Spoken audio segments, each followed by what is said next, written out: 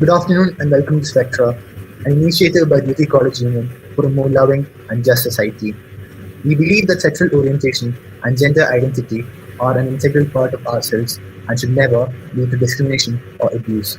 During this Pride Month, we are celebrating the LGBTQ community, one that has been fighting for its well-deserved love and acceptance in society for a long time. For this reason, we have joining us an amazing panel of speakers. Let us begin by introducing our panel. Firstly, we have Ms. Shruti Sitara. She's a winner of Miss Trans India Global 2021, a highly successful model and a social activist. We also have joining us Dr. Aksa Sheikh, Nodal Officer and Assistant Professor, Department of Community Medicine at Hamdard Institute of Medical Sciences and Research, New Delhi. She is also the first person of the trans community to lead the vaccination drive in our country. We have also Dr. Dyuthi Nair, who is a professor of the Department of Psychiatry at Trivandrum Medical College and a well-respected author. Last, but certainly not the least, we have Ms. Shyama S. Prabha, who is a State Project Officer at the Directorate of Social Justice Kerala and the Secretary at Queerism. It's an honor to have you all join us this evening. For the first question, we believe that one of the key tenets of Pride is a celebration of one's own identity, and the first part of this journey is the realization of one's identity and transformation into your preferred selves. Since it's a unique journey for each individual, I would like to start this session by asking the three of you, Shruti ma'am, Shyama ma'am, and Dr. Aksa, to share with us the experiences of self-realization and transformation into your present identities.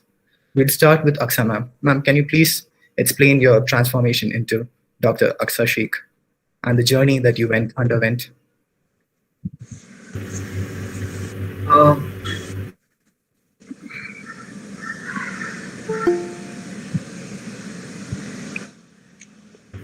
I hope my audio is clear. If at any point of time you're not able to hear me or there's any issue, please let me know. It's clear, ma'am. The first question itself, is something very difficult to answer, but also something, which is very important to, I think, every queer person in our community.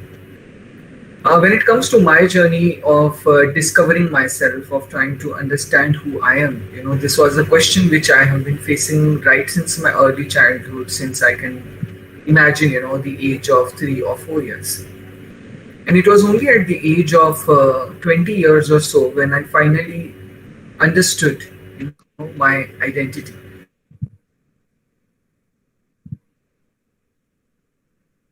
I was a questioning child as to what is my identity, and the only kind of people whom I could see around me were mostly cisgendered and heterosexual people. And there was only a little projection of gay men in our television or films, or we had seen the Hijra community only, in our locality or in the movies. And every time these kind of persons were made caricatures. There was someone at whom people laughed, mocked, at whom people, cracked jokes. People were afraid of them. These were the people we used to give alms, or, these are the people who used to come and dance or beg. And I didn't identify with that. I said, I'm not this. I didn't identify myself also as a gay person. So there was something more, and I was not able to put a finger at it. It was only when I was in the medical college and during my screening for blood pressure, I was diagnosed with a very high level of blood pressure, and then I was referred to multiple specialities to find out its cause, because I was just 20 years of age at that time. And then I went to an endocrine OPD, and that was the first time when someone, spoke to me about my sexual orientation. And then I opened up to them. I told them, this is how I feel, this is how I like, and this is what interests me. And then they said, why don't you go and see a mental health specialist, and they may be able to help you out. And that was the first time when I realized and I had a name to my identity. Of course, at that time it was called gender identity disorder. But even then, I was happy to have a diagnosis of a disease. So you can understand how much, difficult that situation is for someone. Of course, that's called gender incongruence now. And I carry my transgender identity with a lot of pride and happiness all around. But one can only imagine the struggle of someone, who's trying to find out who they are, who's trying to give a name to their identity, who's trying to understand their being. So that was how it was for me. Over to the other panelists. Yeah, ma'am, can you please give your thoughts on this issue?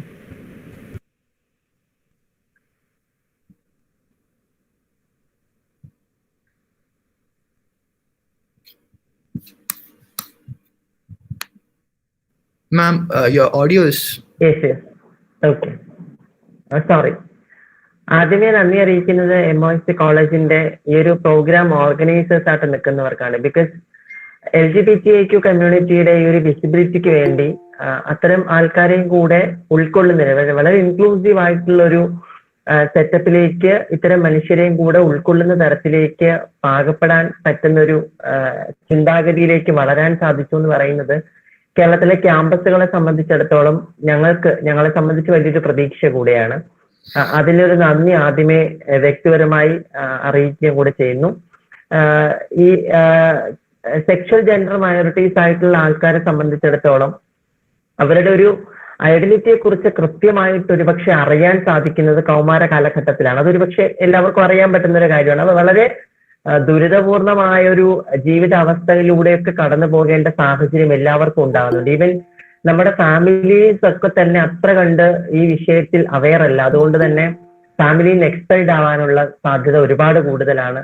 അത്തരത്തിൽ നമ്മൾ ഒരു as A person നമ്മൾ ഇടപെടുന്ന ഇടങ്ങളുണ്ടല്ലോ, നമ്മുടെ family ആയിക്കോട്ടെ, നമ്മുടെ education institutions ആയിക്കോട്ടെ, society ആയിക്കോട്ടെ, അവിടെ നിന്നൊക്കെ തന്നെ ഒരു നെഗ്ലക്റ്റിംഗ് ആയിട്ട്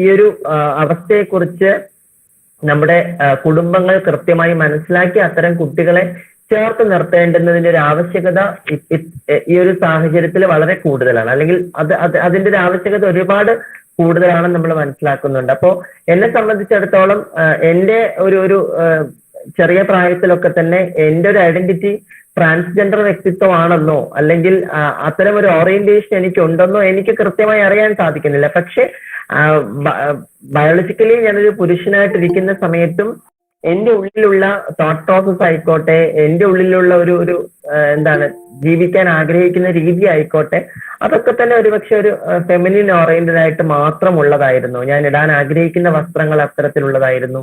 ഞാൻ എനിക്ക് മേക്കപ്പ് ചെയ്യണമെന്ന് ആഗ്രഹം തോന്നിയിട്ടുണ്ട്, സാരി ഉടുക്കണം എന്ന് ആഗ്രഹം തോന്നിയിട്ടുണ്ട്. അപ്പൊ ഇതൊന്നും ഒരു തരത്തിലും നമുക്ക് പുറത്ത് പറയാൻ പറ്റുന്ന ഒരു സാമൂഹ്യ സാഹചര്യമല്ല ഉള്ളത്. അതോടൊപ്പം തന്നെ ഇത് പറഞ്ഞു കഴിഞ്ഞാൽ വലിയ രീതിയിലുള്ള ഉപദ്രവം വീട്ടുകാരുടെ ഭാഗത്തുനിന്ന് അതോടൊപ്പം മറ്റിടങ്ങളിൽ നിന്നൊക്കെ അനുഭവിക്കേണ്ടി വരുന്ന സാഹചര്യമുണ്ട്. അപ്പോൾ ഓൾറെഡി നമ്മൾ കടന്നു പോകുന്ന ഒരു ശാരീരിക മാനസിക സംഘർഷങ്ങൾക്കപ്പുറത്തേക്ക് ഈ ഒരു ഐഡന്റിറ്റിയുടെ പേരിൽ കൂടെ നമ്മൾ ഒരുപാട് ബുദ്ധിമുട്ടുകൾ ഫേസ് ചെയ്യേണ്ട സാഹചര്യം ഓരോ വ്യക്തികൾക്കും, എന്നെ സംബന്ധിച്ചിടത്തോളം ഓരോ LGBTQ വിഭാഗത്തിൽപ്പെട്ട ഓരോ വ്യക്തികളും ഈ പറയുന്ന ഒരു ക്രൈസിസ് സിറ്റുവേഷനിലൂടെ തന്നെയാണ് കടന്നു പോകുന്നത്. അവിടെ തന്നെ ഒരുപാട് പേർക്ക് അവരുടെ ജീവിതം അവസാനിപ്പിക്കേണ്ടുന്ന സാഹചര്യം ഉണ്ടായിട്ടുണ്ട്. അത് ഞാൻ നേരത്തെ ഈ പറഞ്ഞ പോലത്തെ ഉള്ള ഒരു പ്രതിസന്ധി ഘട്ടത്തെ അതിജീവിക്കാൻ പോലും സാധിക്കാതെ ജീവിതം പോലും ഉപേക്ഷിക്കപ്പെട്ട ഒരുപാട് ആൾക്കാർ ഈ കൂട്ടത്തിലുണ്ട്. ഇപ്പോ ശരിക്കും അതിൽ ഒരു കൃത്യമായ ഇടപെടൽ നടത്തി ഇത്തരം കുട്ടികളെ ചേർത്ത് നിർത്താൻ കുടുംബങ്ങൾ തയ്യാറാവേണ്ടതുണ്ട്. അതോടൊപ്പം തന്നെ നമ്മുടെ ആരോഗ്യ മേഖലയിൽ ഉൾപ്പെടെ ഒരുപാട് മാറ്റങ്ങൾ ഉണ്ടാവേണ്ടതുണ്ട്. ഇപ്പോഴും ഇതിനൊരു മാനസിക രോഗമായിട്ട് മാത്രം കാണുന്ന അവസ്ഥ, ഇതിനെ ചികിത്സിച്ച് ഭേദമാക്കാൻ സാധിക്കുന്ന ഒരു അസുഖമാണെന്നൊരു ചിന്താഗതിയൊക്കെ ഒരുപാട് പേരെ വെച്ച് പുലർത്തുകയും ഇതിനെ ചികിത്സിക്കാൻ പറ്റുന്ന ഒന്നാക്കി മാത്രം പരിഗണിക്കുകയും ചെയ്യുന്ന സാഹചര്യമൊക്കെ ഉണ്ട്. അതൊക്കെ തന്നെ ഈ പ്രായത്തിലുള്ള കമ്മിങ് ഔട്ട് നടത്തുന്ന പ്രായത്തിലുള്ള കുട്ടികളെ സംബന്ധിച്ചിടത്തോളം വലിയ വെല്ലുവിളികളായിട്ട് തന്നെ നമ്മുടെ സമൂഹത്തിൽ നിലനിൽക്കുന്നുണ്ട്.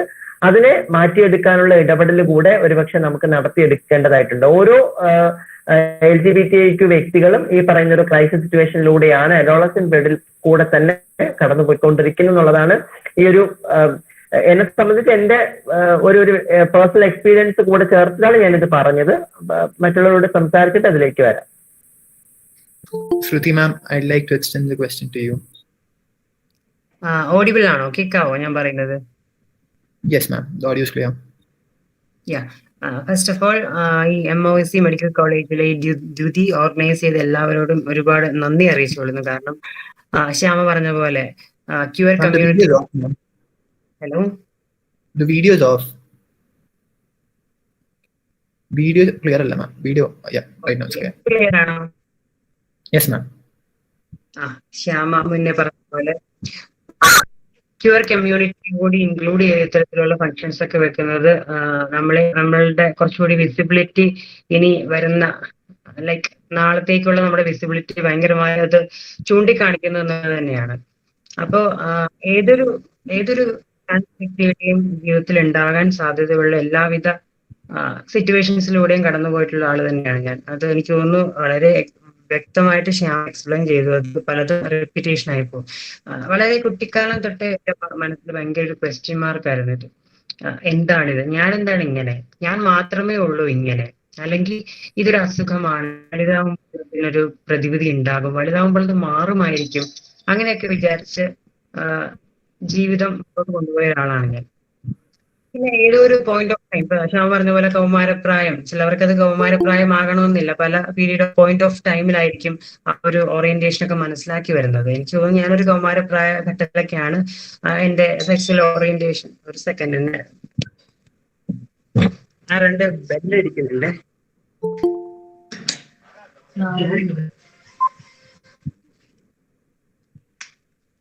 സോറി, എടുത്തോ. അപ്പൊ ആ ഒരു കാലഘട്ടത്തിലാണ് ഞാൻ ഒരു ഓറിയന്റേഷൻ മനസ്സിലാക്കി വരുന്നത് എന്നുള്ളത് തന്നെയാണ്. അപ്പോ ഞാൻ എന്ന് പറയുമ്പോൾ വൈക്കം ഒരു പക്ക റൂറൽ ആയിട്ടുള്ള ഒരു സ്ഥലത്ത് ജീവിച്ച് വളർന്ന ഒരു വ്യക്തിയാണ്. അപ്പൊ റൂറൽ അർബൻ എന്നുള്ള ഒരു വ്യത്യാസമൊന്നും ഇല്ലാതെ എൻ്റെ ഒരു കാലഘട്ടത്തിൽ എന്നൊക്കെ പറയാനായിട്ട് ഒരു ആർക്കും ഇത്തരത്തിലുള്ള കാര്യങ്ങളെ കുറിച്ച് ഒരു അവയർനെസ് ഇല്ലാത്തൊരു സമയമായിരുന്നു. ആ ഒരു കാലഘട്ടത്തിൽ എത്രമാത്രം സ്ട്രഗിൾ ചെയ്താണ്, എത്രമാത്രം ഓപ്പറേഷൻസ് അനുഭവിച്ചിട്ടാണ് ഞങ്ങളൊക്കെ കടന്നു വന്നുള്ളത് എനിക്ക് തോന്നുന്നു ഇപ്പൊ ശ്യാമ പറഞ്ഞ ആ കാര്യങ്ങളിലൂടെ നിങ്ങൾക്കൊക്കെ വ്യക്തമായിട്ടുണ്ടാകും. തീർച്ചയായും ഒരുപാട് കാര്യങ്ങളുടെ lack of education, sex education പ്രോപ്പറായിട്ട് കൊടുക്കാത്തതിന്റെ പ്രശ്നം, ഈ പല മേഖലകളിൽ, ആരോഗ്യ മേഖലകളിൽ അല്ലെങ്കിൽ ടീച്ചിങ് മേഖലകളിലൊക്കെയുള്ള ആൾക്കാരുടെയൊക്കെ വിദ്യാധാരണകൾ, ഇതൊക്കെ തന്നെയാണ് ഈ ഒരു സോഷ്യൽ സ്റ്റിഗ്മ നിലനിൽക്കാനായിട്ടുള്ള പ്രധാനപ്പെട്ട കാരണം. എനിക്ക് തോന്നുന്നത് കുടുംബങ്ങളിൽ നിന്ന് തന്നെയാണ് സ്റ്റാർട്ട് ചെയ്യേണ്ടത്. ഈ പറയുന്ന രീതിയിൽ സെക്സ് എഡ്യൂക്കേഷൻ ആയാലും അവയർനെസ്സുകളായാലും ഒക്കെ കുടുംബങ്ങളിൽ നിന്ന് തന്നെ സ്റ്റാർട്ട് ചെയ്യേണ്ടത് തന്നെയാണ്. കാരണം നമ്മുടെ ആദ്യത്തെ ഫാമിലി എന്ന് പറയുന്നത് നമ്മുടെ വീട് തന്നെയാണ്, അല്ലെ? നമ്മൾ വീട്ടിൽ നിന്നാണ് പല കാര്യങ്ങളും പഠിച്ചു വരുന്നത്. അപ്പൊ നമ്മൾ വീടുകളിൽ നിന്ന് തന്നെ, നമ്മുടെ പേരൻസിൽ നിന്ന് തന്നെ അത് കിട്ടേണ്ട ഒരു സംഭവം തന്നെയാണ്. പക്ഷെ അൺഫോർച്ചുനേറ്റ്ലി നമ്മളുടെ ആ ഒരു കാലഘട്ടത്തിൽ അത്രയും ഒരു അവയർനെസ് തരാനായിട്ടുള്ള ഒരു നോളജ് അവർക്ക് ഇല്ലാതായിരുന്നു എന്നുള്ളത് തന്നെയാണ്. ഇനി വരുന്ന തലമുറകൾ ഇപ്പോ ലൈക്ക് ഭയങ്കര സന്തോഷമുള്ള എനിക്ക് ഒരു മിസ് ട്രാൻസ് ഗ്ലോബൽ അവാർഡ് കിട്ടിക്കഴിഞ്ഞിട്ട് എന്നെ ഏറ്റവും കൂടുതൽ അപ്രീഷിയേറ്റ് ചെയ്തത്, അല്ലെങ്കിൽ എന്നെ കോൾ ചെയ്യുകയും മെസ്സേജ് അയക്കുകയും ഗ്രീറ്റ് ചെയ്തത് ഏറ്റവും കൂടുതൽ കേരളത്തിലുള്ള കോളേജുകളാണ്, ഇൻക്ലൂഡിങ് മെഡിക്കൽ കോളേജുകളും ഒക്കെ. അപ്പൊ ഇത്രയും ഈ ഒരു യങ് ജനറേഷൻ ഇത്തരം കാര്യങ്ങളിൽ ഒരു ഇനിഷ്യേറ്റീവ് എടുക്കുന്നു എന്നുള്ളത് ഭയങ്കര ഒരു നമ്മളെ ഫ്യൂച്ചറിലേക്ക് ഒരു പ്രോഗ്രസ് കാണാനായിട്ട് കഴിയുന്നൊരു കാര്യം തന്നെയാണ്. മീൻസ് നന്നായിട്ട് ഫോർകാസ്റ്റ് ചെയ്ത് കാണാനായിട്ട് കഴിയുന്നൊരു കാര്യം തന്നെയാണ്. കാരണം നിങ്ങളാണ് നാളത്തെ തലമുറ എന്ന് പറയുന്നത്. ലൈക്ക് നിങ്ങളുടെ മക്കൾ ജനിച്ചു വരുന്ന ആ ഒരു സമയത്ത് അവർക്ക് പറഞ്ഞു കൊടുക്കാനായിട്ട് ഒരു അവെയർ ആയിട്ടുണ്ട് ഇത്തരം കാര്യങ്ങളിൽ. കമ്മ്യൂണിറ്റി എന്താണ്, അല്ലെങ്കിൽ ട്രാൻസ് എന്താണ്, ലെസ്ബിയൻ എന്താണ്, ഗേ എന്താണ് എന്നുള്ളതൊക്കെ പഠിപ്പിച്ചു കൊടുക്കാൻ പറ്റുന്ന രീതിയിലുള്ള ഒരു തലമുറ നിങ്ങളിൽ കൂടെ ഞാൻ കാണുന്നു എന്നുള്ളത് തന്നെയാണ്. അപ്പൊ ഈ ഒരു സോഷ്യൽ സ്റ്റിഗ്മ എന്ന് പറയുന്നത് തികച്ചും ഈ ഒരു സെക്സ് എഡ്യൂക്കേഷന്റെ തന്നെയാണ് എന്നാണ് എൻ്റെ കാഴ്ചപ്പാട്. പിന്നെ ഒരു 12th സ്റ്റാൻഡേർഡ് ഒക്കെ കഴിഞ്ഞതിന് ശേഷമാണ് ഞാൻ എൻ്റെ ഐഡന്റിറ്റി ഇതാണ് എന്നുള്ളത് മനസ്സിലാക്കുന്നതും ഇത്തരത്തിൽ തന്നെ ജീവിക്കണം എന്നുള്ളൊരു ഡിസിഷൻ എടുക്കുന്നത്. ബാക്കിയൊക്കെ ശ്യാമ പറഞ്ഞ പോലെ തന്നെ എല്ലാവിധ മാനസിക പിരിമുറുക്കങ്ങളും ഒക്കെ ഫേസ് ചെയ്തിട്ട് എല്ലാരെയും പോലെ തന്നെ വന്നിട്ടുള്ള ആളുകൾ തന്നെയാണ് ഞാൻ. അപ്പൊ അതൊക്കെ ഫുള്ള് റിപ്പീറ്റ് ചെയ്യുന്ന കാര്യം ഇല്ലാന്ന് തോന്നുന്നു. മറ്റുള്ള Thank you, ആൾക്കാർ ma'am. Next, I'd like to ask Dr. Arun, sir, as a trained mental health professional, what is your advice for people who are struggling with their identity and their idea of self-acceptance? Thank you very much for giving me this great opportunity to address this gathering. And again, my sincere gratitude for taking up this extremely pertinent topic, which is not discussed in the mainstream of the medical curriculum as such. Of course, the attitude or the bias towards the LGBT population, which is persisting in our community, is an offshoot of what we call as the Victorian concept of morality. Morality was never considered like this in our olden days, maybe a few hundred years back. Sex was not a taboo subject, and the enjoyment aspect associated with one's gender, one's sexuality, the expression of sex, and the enjoyment associated with sex was very much positively accepted. But probably during the time of Victorian morality, certain institutions felt that it is important to sell the concept of fear. If you sell the concept of fear, it is possible to dominate over the common population and lead them in a particular way of existence. And that Victorian morality, because of the global presence of the British Empire at different parts of the world, it spread over the communities over various parts of the world, including India. And the result of that is still continuing or still persisting in the psyche of our population, I would say. So the thing regarding acceptance of one's own self is that if you feel a kind of dysphoria regarding one's so-called congenital biological identity, I would keep it within inverted commas, you have absolutely got the liberty to open up and express your distress about it. Because only if you accept yourself and your identity, and if the world around you accepts your identity, then only you will start feeling you as a whole person. The experience and enjoyment of being a whole person is experienced only in such a circumstances. Again, the thing is that now we use an umbrella term LGBTQ to refer to different categories of sexual minorities who are facing marginalization in the mainstream society. But over the years, I anticipate that each of these groups, they have got different problems also. The common problem is that they are all viewed with a biased point of view by the mainstream society or the cisgender heterosexual society, what you call it. But once this group is being accepted into the mainstream, once the marginalization issues are relieved, now each of these groups may have independent problems as such, which we shall discuss subsequently as the discussion progresses. So for a person who is suffering from a sexual orientation issue, we have to understand the science of sexual orientation or the biology of sexual orientation, first of all. That has to be imparted to them right from childhood itself. That training, as has been pointed out by the previous speakers, should start from the home itself, and it should continue once the person goes to the school also. So sexual orientation can happen in different ways. It can be heterosexual, it can be homosexual, it can be bisexual. Anything is acceptable. And it is no longer or considered as a disorder even by the mainstream scientific community. In the early parts of the 20th century, there used to be days in which homosexuality used to be considered as a mental health problem and used to be treated. And subsequently, those things changed. In the United States of America in 1974, the Diagnostic and Statistical Manual, or the DSM, which is the Bible for classification of mental and behavioral disorders, it removed the concept, the entity of homosexuality from the group of disorders. That you have the liberty to exist in this world just like any other person in the world. Your sexual orientation or your sexual identity is a private matter of your choice, and you are the person to decide what is best for you. And you have the liberty and right to open up about it to your parents. Parents will have problems coming to terms with the realities. In such a situation, the help of a mental health professional may definitely be of use. The mental health professional should help the person who is suffering from the identity issue or the orientation issue to come to terms with the reality of his life, and should also educate the parents regarding the science behind what is this problem, this situation actually. And the problem, the ostracization or the biased viewpoint of the society is leading to a lot of distress in the professional life of these people also. That we have a lot of people nowadays who are extremely educated, well placed in the society, but at least a certain section of the society belonging to this category don't get such kind of an opportunity, maybe because they are thrown out from their house. They are not allowed the privileges of a cisgender heterosexual sibling in their own home. They are not allowed to pursue their education, and all such issues are happening. So my belief is that if anyone belonging to the LGBTQ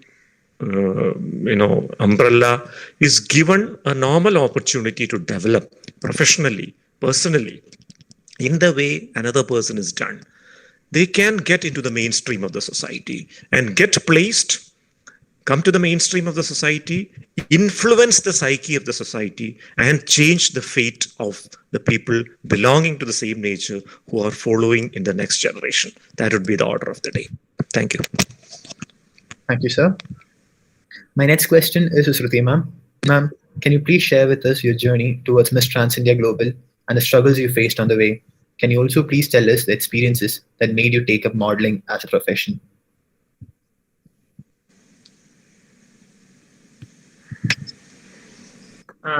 Audible ആണോ?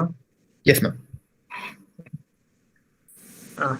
Miss Trans Global India 2021 title വിന്നറായിരിക്കുകയാണ്. ഇനി ജൂൺ 12 നടക്കാൻ പോകുന്ന miss trans global 2021 എന്ന് പറയുന്ന beauty പേജന്റിൽ ഇന്ത്യനെ represent ചെയ്യാൻ പോകുന്ന വ്യക്തിയാണ്. സോ അതിനുള്ള പ്രിപ്പറേഷൻ കാര്യങ്ങളൊക്കെ നടന്നുകൊണ്ടിരിക്കുകയാണ് റീസെന്റ്. ഞാൻ ഈ ഒരു പേജിൽ വരുന്നത് രഞ്ജുമ എന്നാണ് ഞാൻ വിളിക്കുന്നത്. രഞ്ജുമ വഴി Namitha Marimuthu, she's a trans woman from Chennai. Namitha ആണ് ഒരു പ്രോഗ്രാമിന്റെ ഇന്ത്യൻ മെന്റർ. രഞ്ജു വഴിയാണ് ഞാൻ ഈ ഷോയിലേക്ക് വരുന്നത്. ഈ ഒരു കോവിഡ് പാൻഡമിക് ഒക്കെ ആയതുകൊണ്ട് തീർച്ചയായിട്ടും ഒരു വെർച്വൽ പ്ലാറ്റ്ഫോമിലാണ് ഈ ഒരു ഷോ നടത്തിക്കൊണ്ടിരുന്നത്. ഒരുപാട് റൗണ്ടുകൾ അത് ഞാൻ എക്സ്പ്ലെയിൻ ചെയ്തില്ല. അത് ഇവിടുത്തെ ചർച്ചയിൽ ഭയങ്കര ഇമ്പോർട്ടന്റ് ആയിട്ടുള്ള ഒരു കാര്യമാണെന്ന് എനിക്ക് തോന്നുന്നില്ല. അതുകൊണ്ട് ഒരുപാട് റൗണ്ടുകളൊക്കെ കടന്നു തന്നെയാണ് തീർച്ചയായിട്ടും അവിടെ.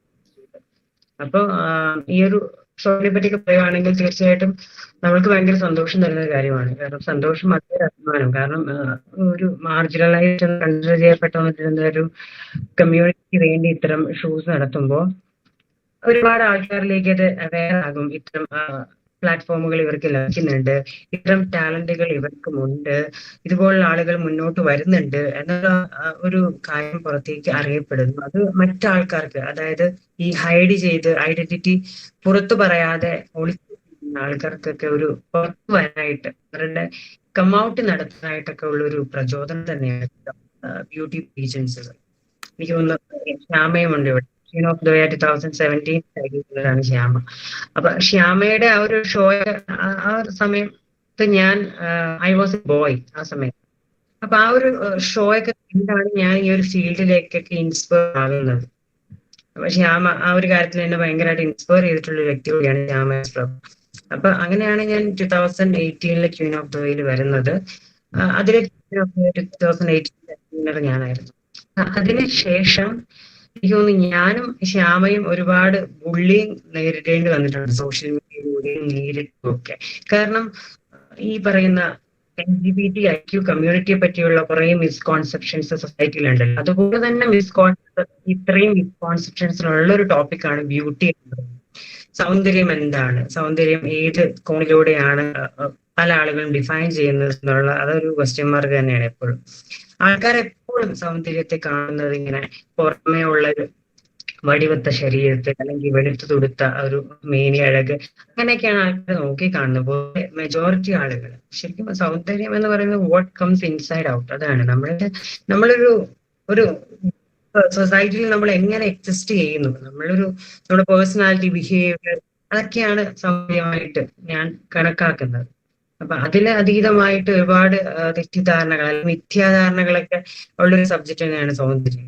അപ്പൊ ആ ഒരു പേരിലേക്ക് 2018 ആയ സമയത്ത് ഈ ഒരു രൂപത്തിനാണോ ക്രൗൺ കൊടുത്തത്, അത്തരം ബുള്ളിങ് ഒക്കെ ഒരുപാട് ഫേസ് ചെയ്തിട്ടുള്ള ആളാണ് ഞാൻ. അപ്പൊ അത്രയും അതൊക്കെ കേട്ടിട്ടും തളരാതെ, ലൈക്ക് എനിക്കറിയാം ഞാൻ എന്താണ്, എന്റെ ഞാൻ എവിടെയാണ് എത്തേണ്ടത് എന്നുള്ള ഒരു ബോധമൊക്കെ എനിക്കുള്ളത് കൊണ്ട് ഞാനത് നീങ്ങി വന്നു. അപ്പൊ എനിക്ക് തോന്നുന്നു ഒരുപാട് ആളുകൾക്ക് അത് ആ ഒരു ഷോ കഴിഞ്ഞ പിന്നെ പ്രചോദനമാകാൻ ആയിട്ടുണ്ട്. ലൈക്ക് അവർക്കും ബ്യൂട്ടി എന്ന് പറയുന്ന കോൺസെപ്റ്റ് ഇതല്ല, ശരിക്കും അവർക്കും പറ്റുന്ന കാര്യമാണ്. പിന്നെ ലൈക്ക് എന്നെ പോലൊരു വ്യക്തി തികച്ചും ഒരു ഗ്രാമത്തിൽ വ്യക്തി ഇത്തരം ഒരു പേജന്റില് ഇവിടെ വരെയൊക്കെ എത്തിയപ്പോൾ ഒരുപാട് ആളുകളിലേക്ക് ലൈക്ക് എനിക്ക് ഈ ഒരു ഷോ കഴിഞ്ഞതിന് ശേഷം ഒരുപാട് ഇൻസ്റ്റഗ്രാമിലും ഫേസ്ബുക്കിലും ഒക്കെ മെസ്സേജ് വരുന്നുണ്ട്, ഈ കമൗട്ട് നടത്താത്ത ട്രാൻസ് വ്യക്തികളൊക്കെ. എനിക്ക് ചേച്ചിയെ പോലെ ആകണം, ഞാൻ എന്താണ് ചെയ്യേണ്ടത്, അങ്ങനെയുള്ള ചോദിച്ചത്. അപ്പൊ അത്തരം മൂവായിട്ട് ആൾക്കാരിങ്ങനെ വരുന്നുണ്ട് എന്നറിയുന്നത് തന്നെ ഒരു സന്തോഷമാണ്. തീർച്ചയായിട്ടും അവർക്ക് വേണ്ടുന്നുള്ള അസിസ്റ്റൻസ് ഞാൻ മറ്റുള്ള ആൾക്കാരെ കോൺടാക്റ്റോ അല്ലെങ്കിൽ സോഷ്യൽ ജസ്റ്റിസ് ഡിപ്പാർട്ട്മെന്റിന്റെ നമ്പറോ ഒക്കെ ഞാൻ തീർച്ചയായിട്ടും അവർക്ക് കൈമാറുന്നുണ്ട്. അവർക്ക് എന്താണ് വേണ്ടത് എന്നുള്ള രീതിയിൽ ഗൈഡൻസ് ഒക്കെ കൊടുക്കാറുണ്ട്. അപ്പൊ ആ ഒരു രീതിയിലാണ് എനിക്ക് തോന്നുന്നു ഈ ഒരു ഷോയുടെ ഡീറ്റെയിൽസ് എക്സ്പ്ലെയിൻ ചെയ്തിട്ട് പ്രത്യേകിച്ച് ഇത് കേൾക്കുന്ന ആൾക്കാർക്ക് ഒന്നുമില്ല. അപ്പൊ ഈ ഒരു ഷോ എന്ന് പറയുന്നത് സോഷ്യലി എത്രത്തോളം റിലവന്റ് ആണ്, അല്ലെങ്കിൽ ഞങ്ങൾ ആൾക്കാർക്ക് ഇത് എത്രത്തോളം പ്രാധാന്യമുള്ളതാണ്, അത് നമ്മളുടെ വിസിബിലിറ്റിക്ക് എത്രത്തോളം ഹെൽപ്പ് ചെയ്യും എന്നുള്ളതൊക്കെയാണ് ഡിസ്കസ് ചെയ്യേണ്ടതെന്ന് എനിക്ക് തോന്നുന്നു. അപ്പോൾ തീർച്ചയായിട്ടും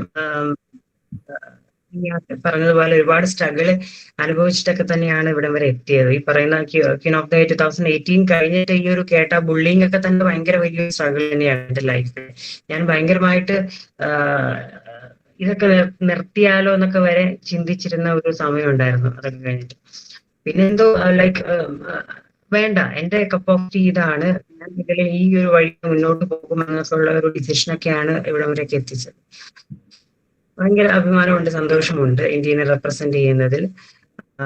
looking forward for the show. Thank you so much. Thank you, ma'am. Now I'd like to ask Dr. Aksa. Ma'am, as the first person of the trans community to head the vaccination program, how does it make you feel? And how indicative do you think it is of a positive change in perception in our society? Naturally, to be the first trans person, one of the first trans persons to become a doctor in India, and then one of the first trans persons to head a COVID vaccination. So internationally, it would feel great. But at the same time, it also, makes you question as to why in a huge country like India, with more than 135 crore people, and even if we assume that 1% of our population is trans, you would have roughly more than 1 crore trans persons. Why there are so few who are able to even get an education, school education or college education, and then a professional degree like MBBS or MD, and then finally, able to become the head of COVID vaccination center? Why is that number so less? It is so less because it's very difficult for trans persons to even survive. It's forget about, getting an education, completing their school or professional degrees. It's very difficult for them to just survive. In fact, I was discussing this a few days back that the average life expectancy of the trans persons is significantly less, probably a decade or more less, than the cisgendered persons in our country. So while it's a very great feeling, that you are the first and it will always go down in history and that will be the first person. In fact, I'm also one of the first trans persons to get the vaccine myself, because I took it on the first day itself on 16 Jan 2021. But then these firsts are actually telling a very sad story of exclusion of the transgender persons from our mainstream society. So I hope I'm not the last. I'm looking forward for the second, third, and the fourth nodal officer to join me soon. Having said that, I feel that it's a very privileged position that I am in. it's very difficult for a trans person to walk into a hospital, even if they want to show to a doctor for as simple as fever. Crossing that road across their house, using a public transportation system, going through the gates of a hospital, getting an OPD card of their name, of their gender, passing through the reception counter, passing through the door of that doctor's consultation room, finally meeting the doctor, to be able to tell them who they are and still get a treatment properly with respect and dignity. It is so challenging that most of our hospitals have now become very transphobic places, or places of oppression for the transgender persons. And then to be able to be not just enter that place as a medical student first, I joined medical college way back in the year 2000, and then get a post-graduation degree, and then to become a faculty member. I'm associate professor of community medicine and faculty member since last 8 years now. And then to also become the head of a COVID vaccination center where hundreds of people are coming and getting their COVID shot.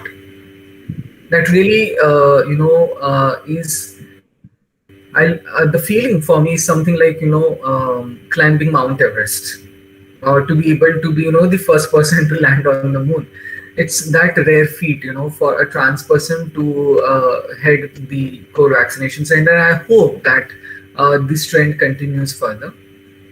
So it's really great, but also as we say that with great power comes great responsibility. So it's also a great responsibility on me that since I am the representative of the transgender persons to the majority of the cisgender persons in our society, I have to ensure that I spread out the correct message. The onus is now on me, to also keep on sensitizing simply by being there. Just the presence of a trans person itself can motivate a lot of other trans persons to come and get COVID vaccination. It can motivate a lot of persons from the queer community to feel safe to access my vaccination center, So it's very important to occupy these spaces. It's very important to get your place on the table. Important decisions are being made. And that's why I would really want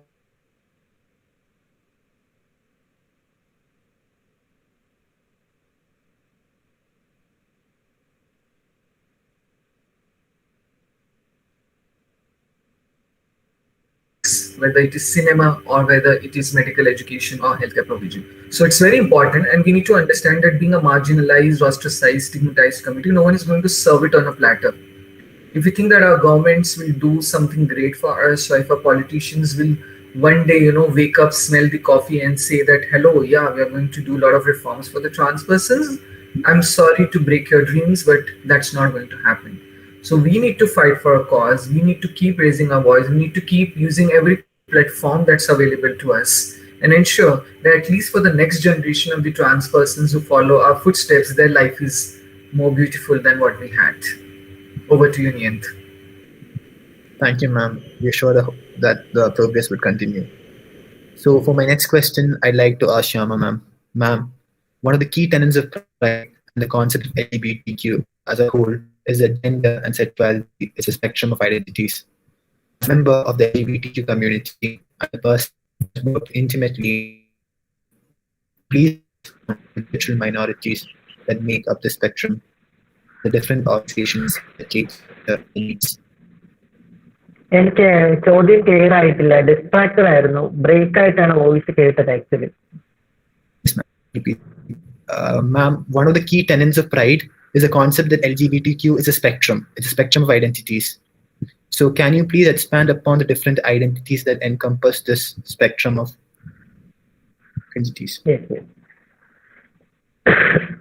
നോക്കൂ, നമ്മള് ഈ സെക്സിനെ കുറിച്ചും ജെൻഡറിനെ കുറിച്ചും എത്രത്തോളം നമുക്ക് ധാരണയുണ്ട്? Sex, gender, സെക്ഷുവാലിറ്റിയെ സംബന്ധിച്ചിടത്തോളം നമ്മൾ എപ്പോഴും എവിടേക്കാണ് നിൽക്കുന്നത് എന്നുള്ളതിനെ കുറിച്ച് നമുക്കൊരു ധാരണയുണ്ടോ എന്നുള്ളതാണ്. നമ്മൾ എങ്ങനെയാണ് സെക്സ് ഡിഫൈൻ ചെയ്യുന്നത്, എങ്ങനെയാണ് നമ്മൾ ജെൻഡർ ഡിഫൈൻ ചെയ്യുന്നത്, സെക്ഷുവാലിറ്റി നമ്മൾ എങ്ങനെയാണ് അഡ്രസ് ചെയ്യുന്നത് വെച്ച് നോക്കുമ്പോൾ നമുക്ക് എത്ര സെക്സ് ഉണ്ടെന്ന് ചോദിച്ചാൽ ഏതാണ് ഉത്തരം എന്ന് ആർക്കെങ്കിലും പറയാൻ പറ്റും? നമുക്ക് എത്ര സെക്സ് ഉണ്ട്? It's a spectrum. അല്ല, ആ ഒരു LGBTQ സ്പെക്ട്രം നമ്മൾ എടുക്കുന്നു, അതൊരു ജെൻഡറിലും സെക്ഷ്വാലിറ്റിയിലും ഒക്കെ ഡൈവേഴ്സ് ആയിട്ട് നിൽക്കുന്ന മനുഷ്യരെ കോട്ട് ചെയ്യാനാണ് നമ്മൾ ക്വയർ കമ്മ്യൂണിറ്റി എന്നോ അല്ലെങ്കിൽ LGBTQ മനുഷ്യരെന്നൊക്കെ പറയുന്നത്. പക്ഷെ അവിടെ സെക്സിന്റെ എണ്ണം നമ്മൾ ചോദിച്ചാൽ, ജെൻഡറിന്റെ എണ്ണം നമ്മൾ ചോദിച്ചാലൊക്കെ തന്നെ എത്ര പേർക്ക് അത് കൃത്യമായി പറയാൻ പറ്റും? എത്ര സെക്സ് ഉണ്ടെന്ന് ചോദിച്ചാൽ നമ്മൾ പറയും മെയിൽ ഒരു സെക്സ് ആണ്, ഫീമെയിൽ ഒരു സെക്സ് ആണ്. അതോടൊപ്പം തന്നെ ആ കാറ്റഗറിയിൽ പെടുത്താൻ പറ്റുന്ന മറ്റൊരു സെക്സ് ആണ് ഇന്റർസെക്സ് എന്ന് പറയുന്നത്. അങ്ങനെ ജനിക്കുന്ന കുട്ടികളുണ്ട്. അത്തരം ഇന്റർസെക്സ് മനുഷ്യരെയും ഈ പറയുന്ന LGBTQ സ്പെക്ട്രത്തിൽ തന്നെയാണ് ഉൾപ്പെടുത്തിയിരിക്കുന്നത്. ഇന്റർസെക്സ് ഓറിയന്റേഷനോട് കൂടി തന്നെ ജനിക്കുന്ന കുട്ടികളുണ്ട്. ഇപ്പോ ഒരു കുട്ടി ജനിക്കുന്ന സമയത്ത് ആ കുട്ടിയിൽ 2 തരത്തിലുമുള്ള ശാരീരിക പ്രത്യേകത, ഇന്റേണലി ഓർ എക്സ്റ്റേണൽ, പുറമെയോ അല്ലെങ്കിൽ ആന്തരികമായിട്ടോ അത്തരം ശാരീരിക അവസ്ഥകൾ ഉണ്ടാകാനുള്ള സാധ്യതയുണ്ട്. ഇപ്പോ പുറമേ കാണുന്നത് ഒരു മെയിൽ റീപ്രൊഡക്റ്റീവ് ഓർഗൻ ആണെങ്കിൽ അത് മേ ബി അത് പാർഷ്യലി ഓർ ഫുള്ളി ഡെവലപ്ഡ് ആയിരിക്കാം. പക്ഷെ ഇന്റേണലി അത്തരം കുട്ടികൾക്ക് ചിലപ്പോൾ ഓവറിയോ യൂട്രസ് ഒക്കെ ഉണ്ടാകാനുള്ള സാധ്യതയുണ്ട്. അപ്പൊ അങ്ങനെ ജനിക്കുന്ന ഇന്റർസെക്സ് ഐഡന്റിറ്റിയോട് കൂടി തന്നെ ജീവിക്കുന്ന കുട്ടികളുണ്ട്.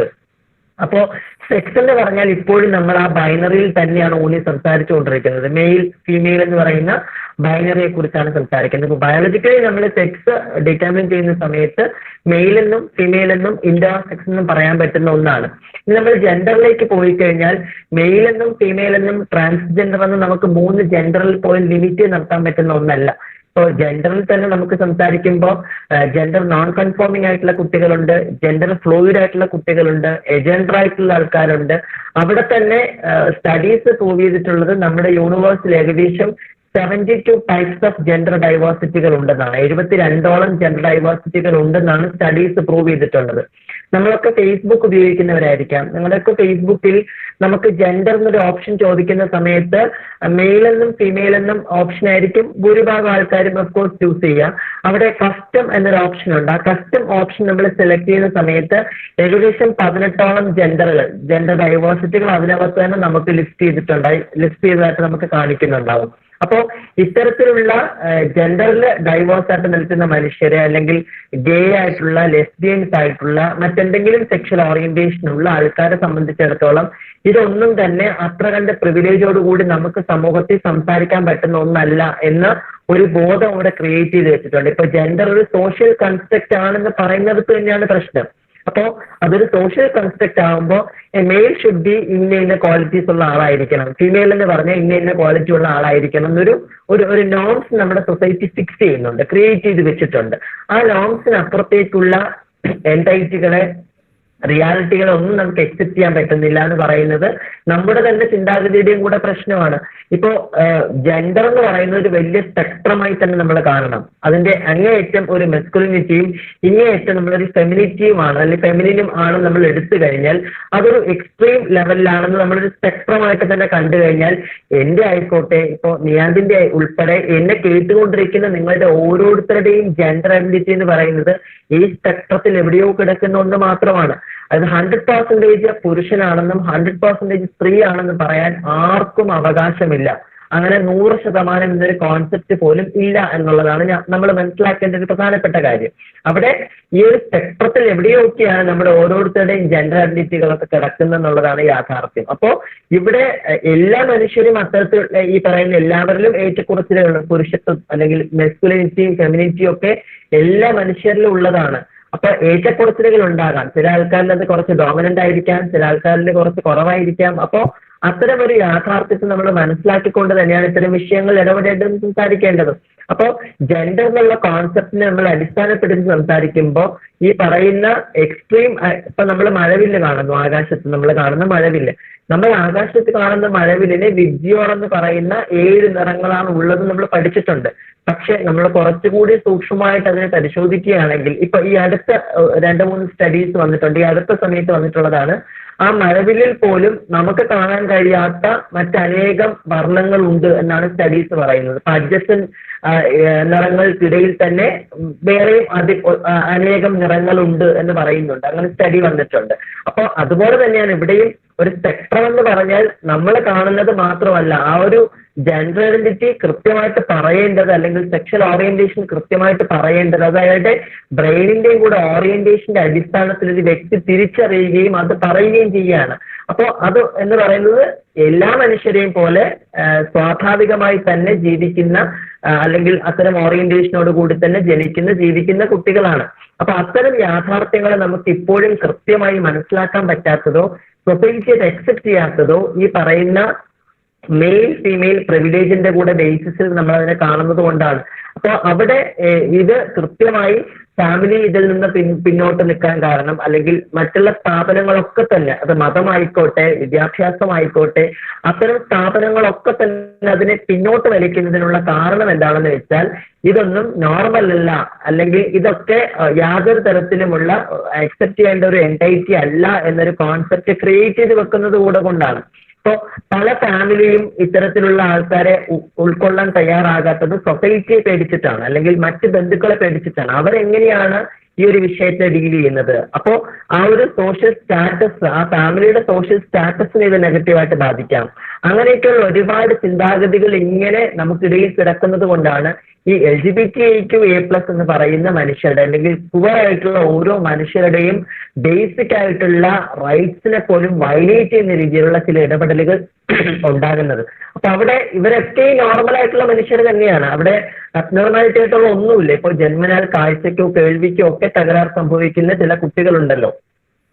അപ്പൊ അത്തരം കുട്ടികൾക്കൊക്കെ തന്നെ വേണ്ടുന്നൊരു പരിഗണന കൊടുക്കാൻ നമുക്ക് സാധിക്കുന്നത് പോലെ, ഇപ്പോ നമ്മളൊക്കെ 9ാം ക്ലാസ്സിൽ പാഠപുസ്തകത്തിൽ പഠിച്ചിട്ടുണ്ടാവും ഈ ക്രോമസോമൽ ജോഡി പെയറിനെ കുറിച്ച് പറയുമ്പോൾ XX-ഉം XY-യും പഠിപ്പിക്കുന്നതോടൊപ്പം തന്നെ വേറെ ചില പോസിബിലിറ്റീസ് ഉണ്ടാകാം. അതായത് ക്രോമസോമൽ വേരിയേഷൻ അനുസരിച്ച് വേറെയും ചില പോസിബിലിറ്റീസ് ഉണ്ടാകാം.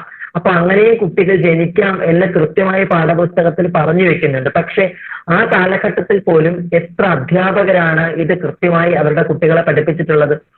ഈ റീപ്രൊഡക്ഷൻ എന്ന് പറഞ്ഞ ഒരു പാഠഭാഗം സ്കിപ്പ് ചെയ്ത് വിട്ടിട്ട് നിങ്ങൾ വീട്ടിൽ പോയി വായിച്ച് പഠിച്ചോളൂ എന്ന് പറഞ്ഞു വിടുന്ന അധ്യാപകരായിരുന്നു ഭൂരിഭാഗം അധ്യാപകരും. അപ്പോൾ ഇത്തരം റിയാലിറ്റികളെ ആ സമയത്ത് ഉണ്ടായിരുന്ന സംവിധാനം ഉപയോഗിച്ച് പോലും കൃത്യമായി കുട്ടികളിലേക്ക് കൊടുക്കാൻ തയ്യാറാകാത്ത അധ്യാപകരുണ്ടായിരുന്നു. അവർക്കൊക്കെ പലപ്പോഴും ഇത് നാണക്കേടായിരുന്നു. ഇത്തരം പാഠഭാഗങ്ങൾ പഠിപ്പിക്കുന്നതും ഇത്തരം കാര്യങ്ങൾ ചർച്ച ചെയ്യുന്നതും ഒക്കെ വലിയ രീതിയിലുള്ള ഒരു ബുദ്ധിമുട്ട് നിലനിന്നൊരു സാഹചര്യമായിരുന്നു. അതുകൊണ്ട് അതിനെക്കുറിച്ച് കൃത്യമായി അവർക്കൊരു ഓറിയന്റേഷൻ പോലും കൊടുക്കാൻ സാധിക്കാതെ പോയി എന്നുള്ളതാണ് ഞാൻ മനസ്സിലാക്കുന്നത്. അപ്പോൾ ഈ LGBTQ+, മനുഷ്യർക്കകത്ത് തന്നെ ഇപ്പോ ഒരേ സമയം ഒരു വ്യക്തിക്ക് ഒരു സ്ത്രീയോടോ ഒരു പുരുഷനോടോ അല്ലെങ്കിൽ മറ്റേതെങ്കിലും ജെൻഡറിൽപ്പെട്ടവരോടോ ഒക്കെ താല്പര്യം തോന്നാം.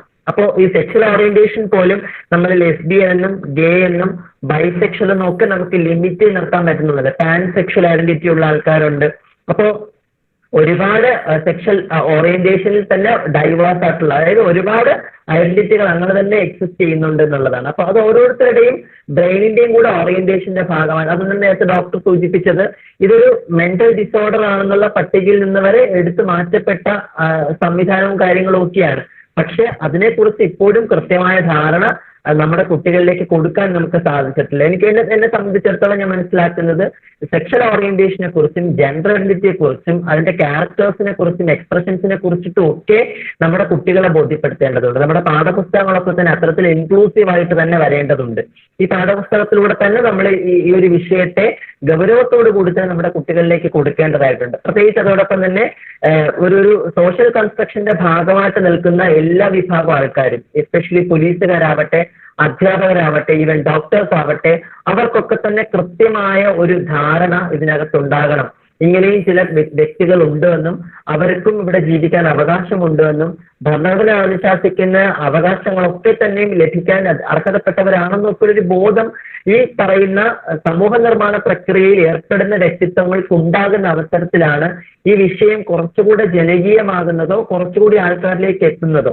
അപ്പോൾ LGBTQ+ എന്ന് പറയുന്ന മനുഷ്യർ പെട്ടെന്നൊരു സമയത്ത് ഇവിടെ പൊട്ടിമുളച്ചുണ്ടായി വന്നവരല്ല. നമ്മുടെ പുരാണങ്ങളിലോ അല്ലെങ്കിൽ മതവിശ്വാസങ്ങളുടെ ഒക്കെ അടിസ്ഥാനത്തിൽ സംസാരിക്കുമ്പോഴോ ഇതൊരു പാപമാണ്, അല്ലെങ്കിൽ ഇതൊക്കെ തുറങ്കിൽ അടക്കപ്പെടേണ്ടതാണ് എന്ന് പറഞ്ഞു വെക്കുമ്പോൾ ആ കാലഘട്ടത്തിൽ പോലും ഇത്തരം മനുഷ്യർ ഇവിടെ ജീവിച്ചിരുന്നു, ഇത്തരം പ്രാക്ടീസസുകൾ ഇവിടെ നടന്നിരുന്നു എന്ന് കാണിക്കുന്ന തെളിവുകളാണല്ലോ.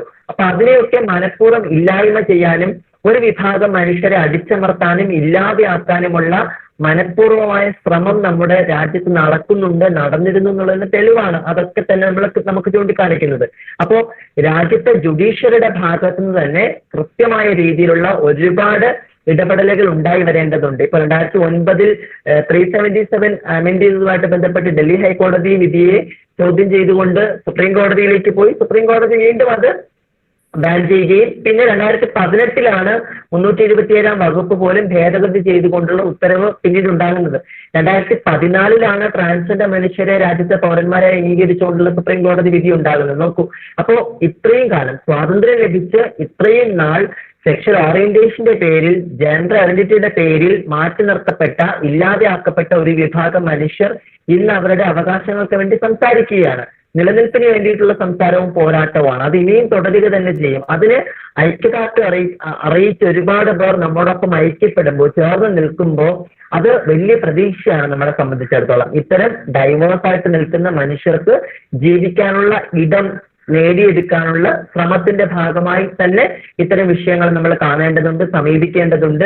ഇതൊന്നും അബ്നോർമൽ ആയിട്ടുള്ള വിഷയങ്ങളല്ല, വളരെ നോർമൽ ആയിട്ടുള്ള സ്വാഭാവികമായി തന്നെ ജീവിക്കുന്ന മനുഷ്യരാണ്. ആ ഒരു സാമൂഹ്യ ബോധത്തിലേക്ക് നമ്മുടെ പൊതു സമൂഹത്തെ എത്തിക്കാൻ നമുക്ക് ഓരോരുത്തർക്കും ബാധ്യതയുണ്ട് എന്നാണ് ഞാൻ മനസ്സിലാക്കുക. ബൈസെക്ഷൽ ആയിട്ടുള്ള, ട്രാൻസ്ജെൻഡർ ആയിട്ടുള്ള, ഇന്റർസെക്സ് ആയിട്ടുള്ള, അസെക്ഷൽ ആയിട്ടുള്ള, ഒരു തരത്തിലുമുള്ള സെക്ഷൽ ഓറിയന്റേഷൻ ഇല്ലാത്ത ആൾക്കാരുണ്ട്. യാതൊരു സാഹചര്യത്തിലും ആരോടും ഒന്നിനോടും പ്രണയമോ sexual ഓറിയന്റേഷനോ sexual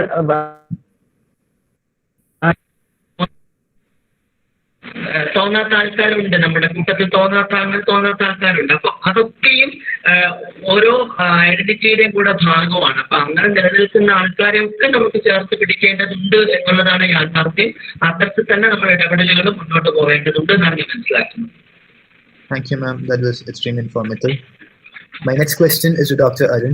Sir, a 2015 report by the CDC, Center for Disease Control, stated that lesbian, gay, and bisexual youth are twice as likely to commit suicide when compared to the cis-het or straight peers. The study also showed a strong statistical correlation with hostile environment. Sir, can you please elaborate on the common psychological issues faced by the LGBTQ community? If you take the LGBTQ community in total, most of the studies have shown that at least 61% of them have got depressive symptoms. I'm not implying depressive disorder, depressive symptoms, which means they are suffering from a state in which they are not very comfortable with their life. At least 45% of them have suffering from post-traumatic stress disorder. Around 36% of them have got anxiety disorders, and around 40% of them have attempted suicide in some form or the other. And as you have rightly pointed out, most of the factors behind these are the environmental factors. The society in which they live, the society which is not supportive and conducive to their growth and development, and even a family environment which is very much antagonistic to their normal growth and development. ഇത്തരം ഘടകങ്ങളാണ് ഇതുമായി ബന്ധപ്പെട്ട് ഏറ്റവും ശക്തമായിട്ട് നമുക്ക് കാണാൻ പറ്റുന്ന കാര്യങ്ങൾ എന്നുള്ളത്.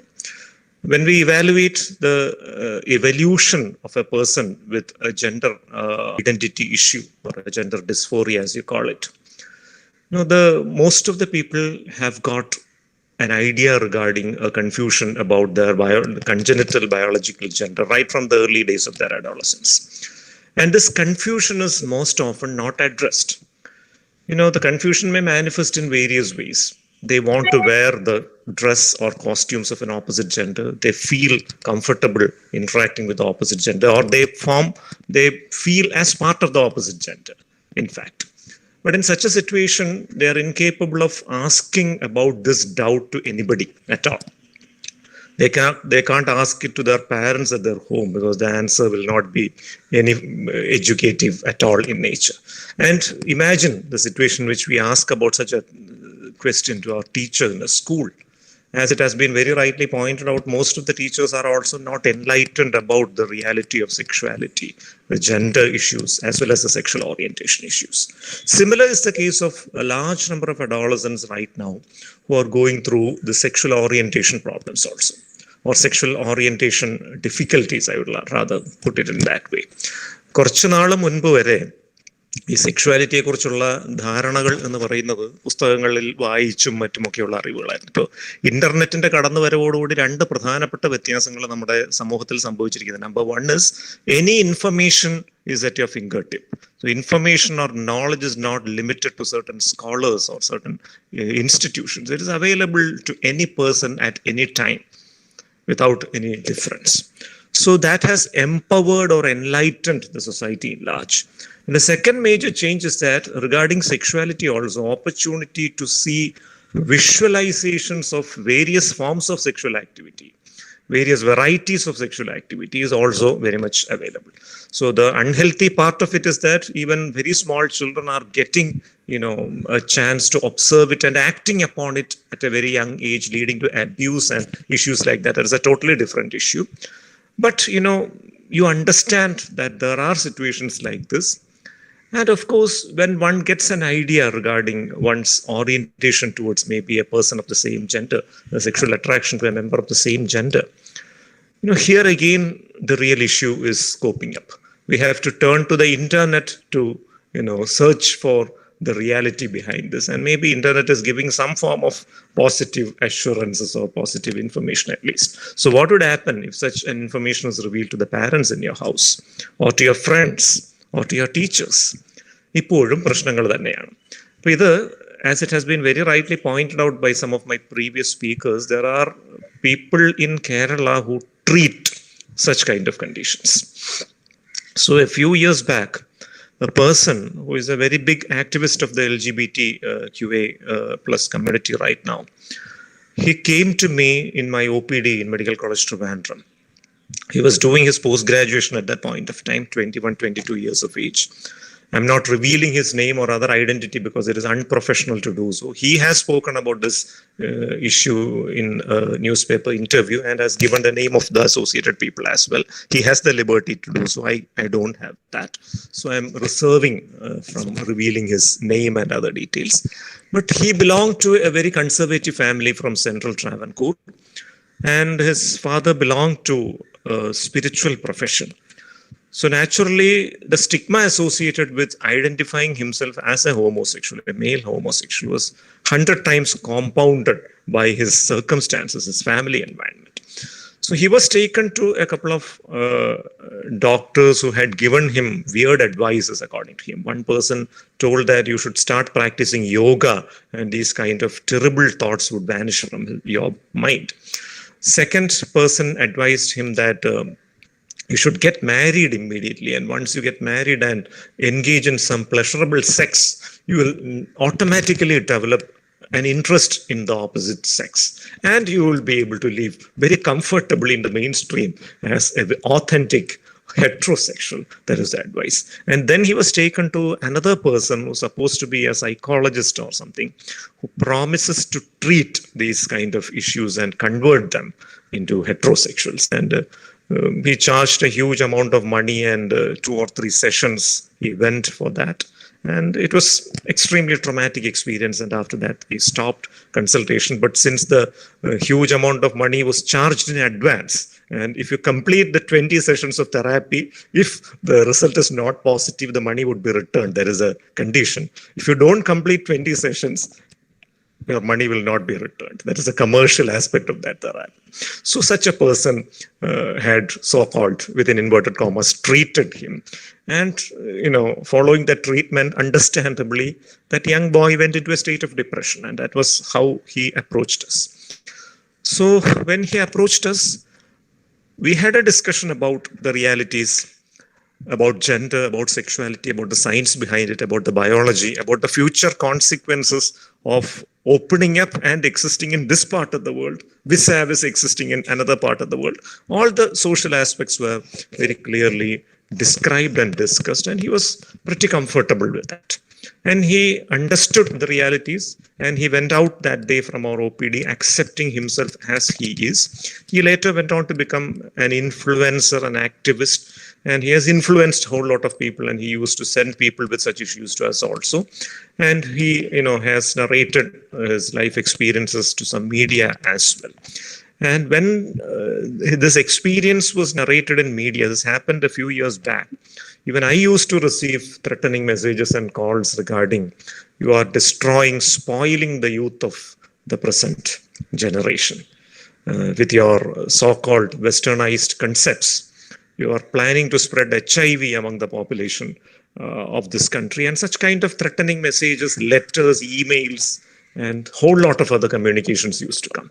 So when a professional is trying to spread science about these sensitive issues, it is possible that the professional himself may be, criticized, ostracized, and picturized in a pretty bad light.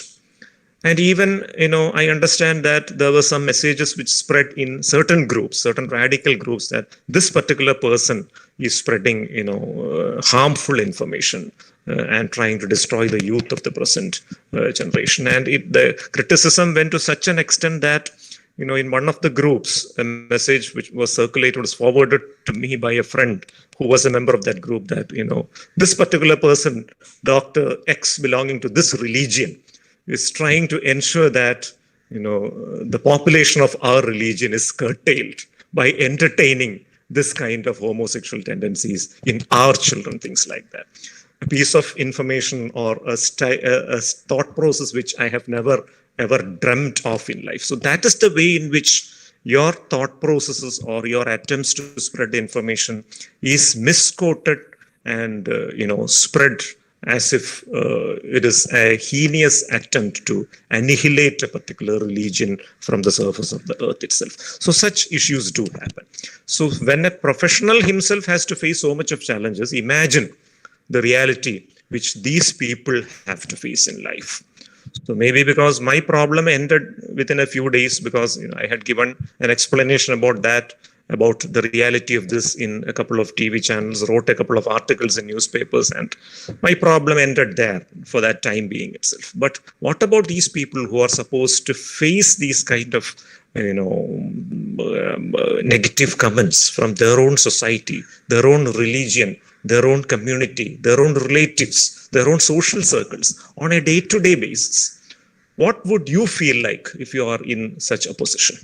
Definitely, I'm sure that you won't be feeling extremely happy unless you are a person with a very congenitally extremely strong mental state with a capability to face anything and everything. So it is only understandable that almost 2/3 of the people who belong to this section of the society go through stress, and a large number of factors behind these stressful events in these people are social or environmental in nature, and very hardly, a little bit biological. So biological issues do happen in all these people. For example, any person with gender dysphoria or any person with homosexuality or any other forms of sexuality can develop a psychiatric illness.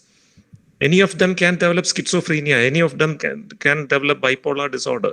Any of them can develop delusional disorder. I get to see a large number of homosexual couples who come to me with delusional disorder. That is, they harbor delusion about their, partners, that their partners are unfaithful to them and they are having illicit relation. And that is another very common misconception in the society, that, people other than heterosexual, they are by nature polygamous or polyandrous or polyamorous. I would use that terminology rather.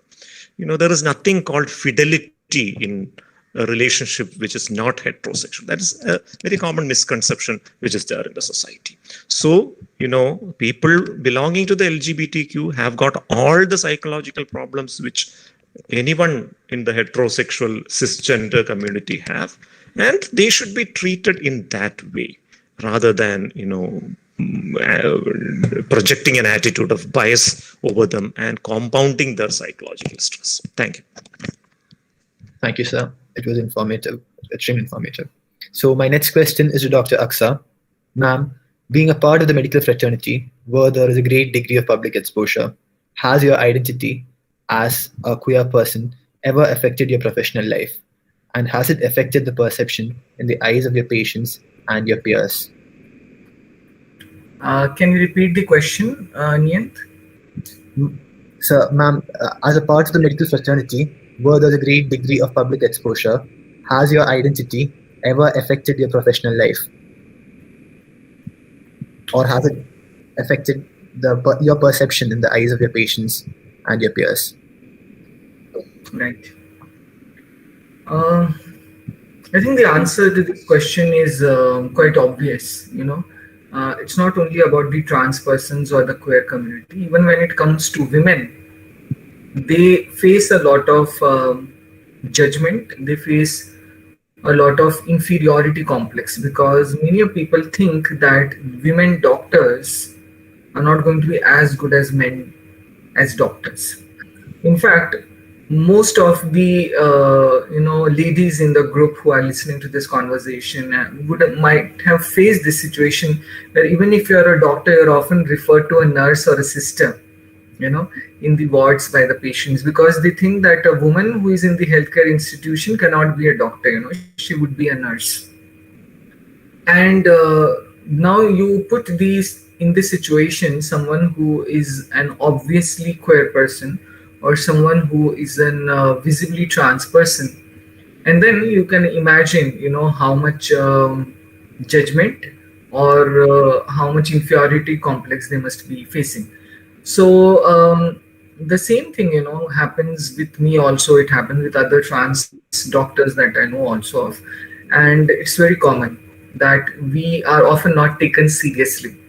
I post a lot of videos on YouTube pertaining to COVID, pertaining to vaccination, pertaining to misconceptions. And sometimes, I get comments on those videos saying that, oh, you are a trans person. How can you be a doctor? Or how can we really take your advice seriously? And the reason for that is they haven't had an idea of a trans person who can also be a doctor. And this is all about seeing trans persons as doctor. So if you look at the movies, you might have movies which show you trans persons.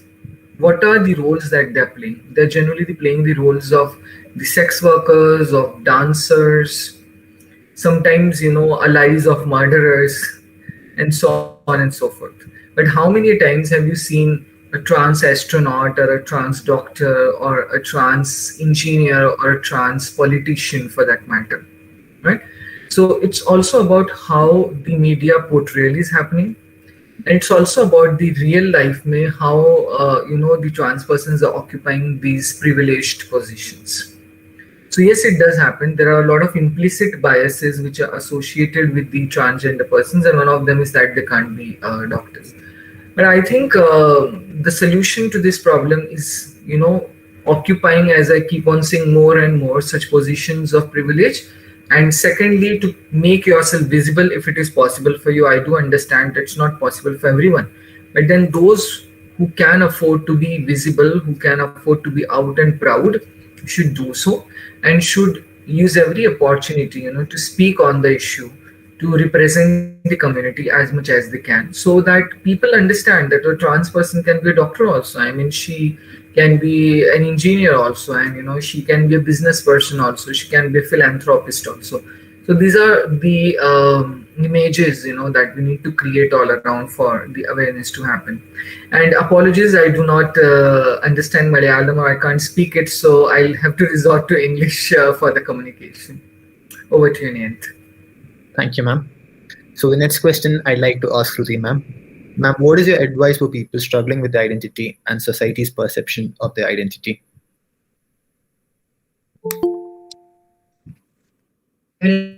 സാഹചര്യങ്ങളെ കുറിച്ച് രണ്ടുപേരും വളരെ നന്നായിട്ട് explain ചെയ്തു. അപ്പൊ ഇത്തരം ഒരു സാഹചര്യം നിലനിൽക്കെ തന്നെ എനിക്ക് അച്ചീവ് ചെയ്യണം, എനിക്ക് ഈ ഒരു സ്ട്രഗിളിൽ നിന്നുകൊണ്ട് എങ്ങനെ അച്ചീവ് ചെയ്യാം എന്നതാണ് ഞാൻ ചിന്തിച്ചത്.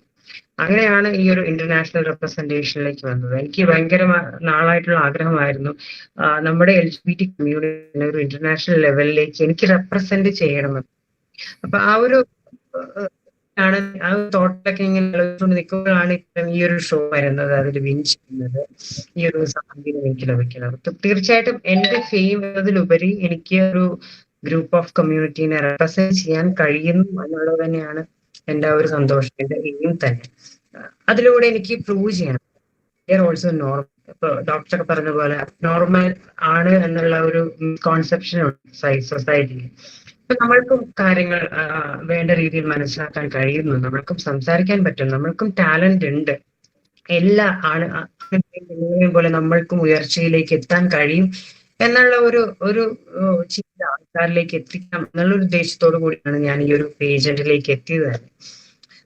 സോ ഞാൻ പറഞ്ഞ ഇനിയുള്ള യങ് ജനറേഷൻസിനുള്ള അഡ്വൈസ് എന്ന് പറയുന്നത് തീർച്ചയായിട്ടും accept people by the way how they are. അത് തന്നെയാണ്. ലൈക്ക് ഞാൻ ഒരുപാട് ഓറിയന്റേഷൻ അല്ലെങ്കിൽ എക്സിസ്റ്റൻസിനെ കുറിച്ച് പറഞ്ഞു. ഇതെല്ലാം ഈ പഠനം തെളിയിച്ചിട്ടുള്ള കാര്യങ്ങൾ തന്നെയാണ്. ഇതിനെക്കുറിച്ച് അവെയർ അല്ലാത്തതിന്റെ പ്രശ്നം മാത്രമാണ് ഉള്ളത്. അപ്പോ കൂടുതൽ കാര്യങ്ങൾ അറിയാനായിട്ട് ഉള്ള സാഹചര്യം ഉണ്ടാക്കുക. ഇപ്പൊ സർക്കാരായാലും അല്ലെങ്കിൽ മറ്റ് ഓർഗനൈസേഷൻസ് വഴിയാണേലും ലൈക്ക് ഞാൻ ആദ്യം തന്നെ പറഞ്ഞ പോലെ തന്നെ സെക്സ് എഡ്യൂക്കേഷൻ ഇവിടെ നമ്മൾ അഡോപ്റ്റ് ചെയ്യാനായിട്ടുള്ള കാര്യങ്ങളുടെ ആണെങ്കിലും ഒരുപാട് അവെയർ ആകുക എന്നുള്ളത് തന്നെയാണ്. പിന്നെ ഈ ഒളിച്ച് ലൈക്ക് പറയാൻ പറ്റത്തില്ലാത്ത ഒരു സാഹചര്യത്തിൽ ഇരിക്കുന്ന ആൾക്കാരുടെ അടുത്ത് പറയാനുള്ളത് life is all about being happy. നമ്മൾ എത്രത്തോളം സന്തോഷിച്ച് ജീവിക്കുന്നോ അതിനനുസരിച്ച് നമുക്ക് ലൈഫിൽ സാറ്റിസ്ഫൈഡ് ആകാൻ കഴിയുള്ളൂ എന്ന് വിശ്വസിക്കുന്ന ഒരാളാണ് ഞാൻ. അപ്പോൾ നമ്മളെയാണ് ജീവിക്കേണ്ടത് എന്നുള്ള ഡിസിഷൻ നമുക്ക് തീർച്ചയായിട്ടും എടുക്കണം. ഈ ഒരു സൊസൈറ്റി ഈസ് ലൈക്ക് ദിസ്. കാലാകാലങ്ങളായിട്ട് ഫോളോ ചെയ്തു വരുന്ന കാര്യങ്ങളെ പെട്ടെന്ന് ബ്രേക്ക് ചെയ്യുക എന്ന് വെച്ചാൽ നടക്കുന്ന കാര്യമല്ല. പ്രാക്ടിക്കലി അത് പോസിബിൾ ആയിട്ടുള്ള കാര്യമല്ല. ഈ പറയുന്ന ഇത്രയും മിസ്കോൺസെപ്ഷൻസ് തലയിൽ വെച്ചിരിക്കുന്ന ആൾക്കാരുടെ കയ്യിൽ നിന്ന് അതൊക്കെ എടുത്ത് പറിച്ചു മാറ്റാൻ, അല്ലെങ്കിൽ പുതിയൊരു ജനറേഷന് പുതിയൊരു അറിവ് പകർന്നു കൊടുക്കുക എന്നുള്ളത് പ്രാക്ടിക്കലി പെട്ടെന്ന് പോസിബിൾ ആയിട്ടുള്ള കാര്യം. പതുക്കെ ആ ഒരു സൈക്കിളിലെ നടക്കത്തുള്ളൂ. അപ്പൊ വസ്തു ഐഡന്റിറ്റി പറയാത്ത ആളുകൾ, കംഔട്ട് നടത്താത്ത ആളുകൾ മനസ്സിലാക്കണം. അപ്പൊ അത് ആ ഒരു സാഹചര്യം വന്നതിന് ശേഷം നിങ്ങൾ പറഞ്ഞാൽ മതി എന്ന് പറഞ്ഞിരുന്നാൽ ചിലപ്പോൾ കുറെ വർഷം നമ്മുടെ ഇയേഴ്സ് പാസ് ചെയ്തു പോകും. സോ ഈ ഒരു സമയത്ത് നിങ്ങൾ സ്വയം ഡിസൈഡ് ചെയ്യുക. എനിക്ക് തോന്നുന്നു ഈ ഒരു സാഹചര്യത്തിൽ ഇപ്പോ നിങ്ങളെ പോലുള്ള സ്റ്റുഡൻസ് ഒരിക്കലും അവരെ മാറ്റി നിർത്തപ്പെടുന്നില്ല എന്ന് തോന്നുന്നു. ഇപ്പൊ എന്റെയോ ശ്യാമയുടെയൊക്കെ കാലഘട്ടത്തിൽ അത്രയും സാഹചര്യം ഭയങ്കര കൂടുതലായിരുന്നു. പക്ഷെ അത് കമ്പയർ ചെയ്ത് നോക്കാൻ നേരത്ത് ഇപ്പോ അത്തരത്തിലൊരു സാഹചര്യം ഭയങ്കര കുറവാണ്. ഇപ്പോൾ ആൾക്കാർ അക്സെപ്റ്റ് ചെയ്ത് തുടങ്ങി. ലൈക്ക് നിങ്ങളെപ്പോലുള്ള യങ് ജനറേഷൻസ് കാര്യങ്ങൾ മനസ്സിലാക്കി തുടങ്ങി.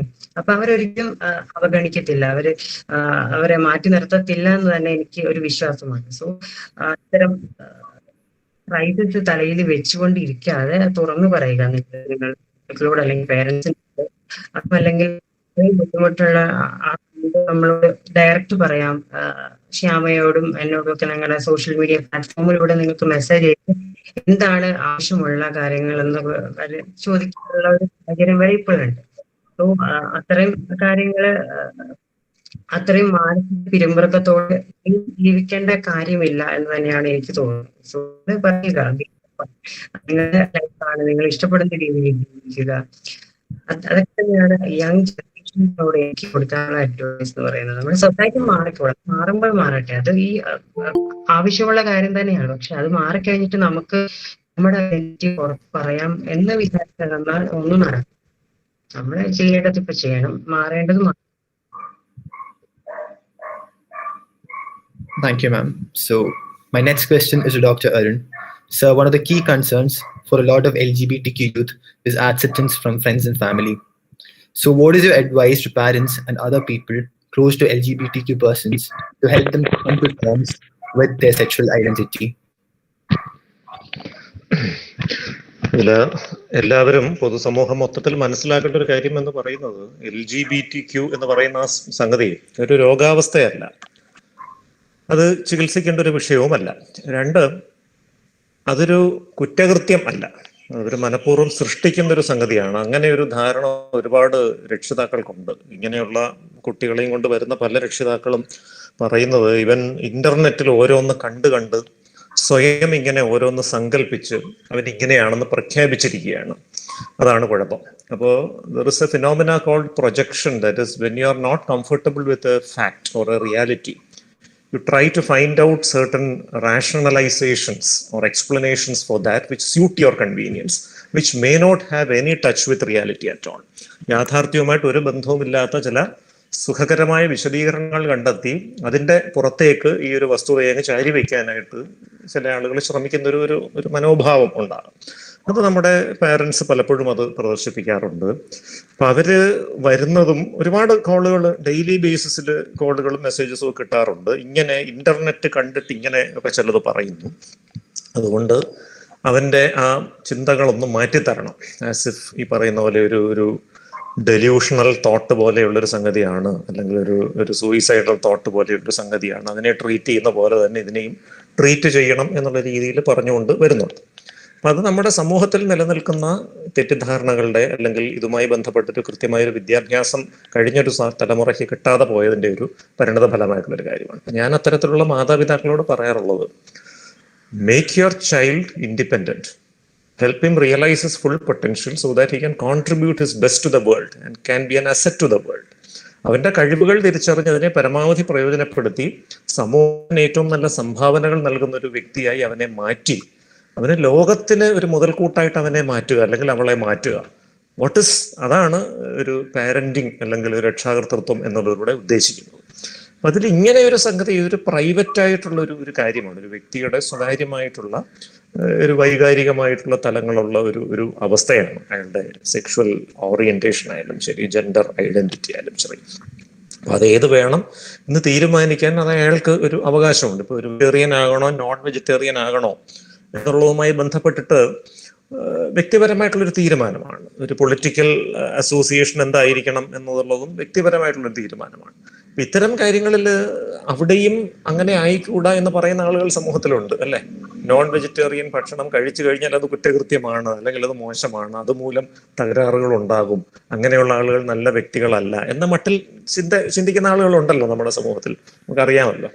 അപ്പൊ അതേപോലെയുള്ളൊരു കാഴ്ചപ്പാട് തന്നെയാണ് ഇതും. ഈ പറയുന്ന ഹെട്രോസെക്ഷലായിട്ട് ജീവിക്കണം, വിവാഹം, കുടുംബം, അത്തരത്തിലുള്ളൊരു ഇൻസ്റ്റിറ്റ്യൂഷന്റെ അടിസ്ഥാനത്തിൽ തന്നെ മുന്നോട്ട് പോകണം എന്നുള്ള കാര്യങ്ങളൊക്കെ.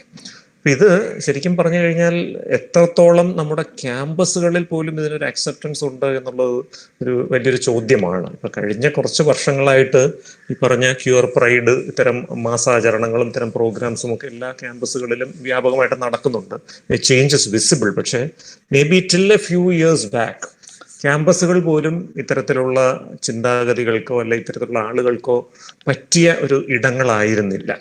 അപ്പോൾ എനിക്കറിയാവുന്ന ഒരുപാട് ആളുകൾ പ്രൊഫഷണൽ കോളേജുകളിലേക്ക് പഠിക്കാൻ വന്നത് ഈ ഒരു ക്യാമ്പസ് ജീവിതത്തിൽ കുറച്ച് നമുക്ക് നല്ല രീതിയിൽ എക്സ്പ്രസ് ചെയ്യാനുള്ള ഒരു അവസരം കിട്ടും, നമ്മുടെ റിയാലിറ്റി സമൂഹത്തെ ബോധ്യപ്പെടുത്താൻ കഴിയും, ഇങ്ങനെയുള്ള ചില ധാരണകളുടെ അടിസ്ഥാനത്തിലായിരുന്നു. പക്ഷേ ആ ക്യാമ്പസുകളിൽ, ഇൻക്ലൂഡിങ് മെഡിക്കൽ കോളേജ് ക്യാമ്പസുകളിൽ വന്ന് കുറച്ച് വർഷം കഴിയുമ്പോൾ ഇവർ തന്നെ പറയുന്നത്, ഞാൻ വിചാരിച്ചതിനേക്കാൾ കൺസർവേറ്റീവ് ആയിട്ടുള്ള ക്യാമ്പസുകളാണിത്.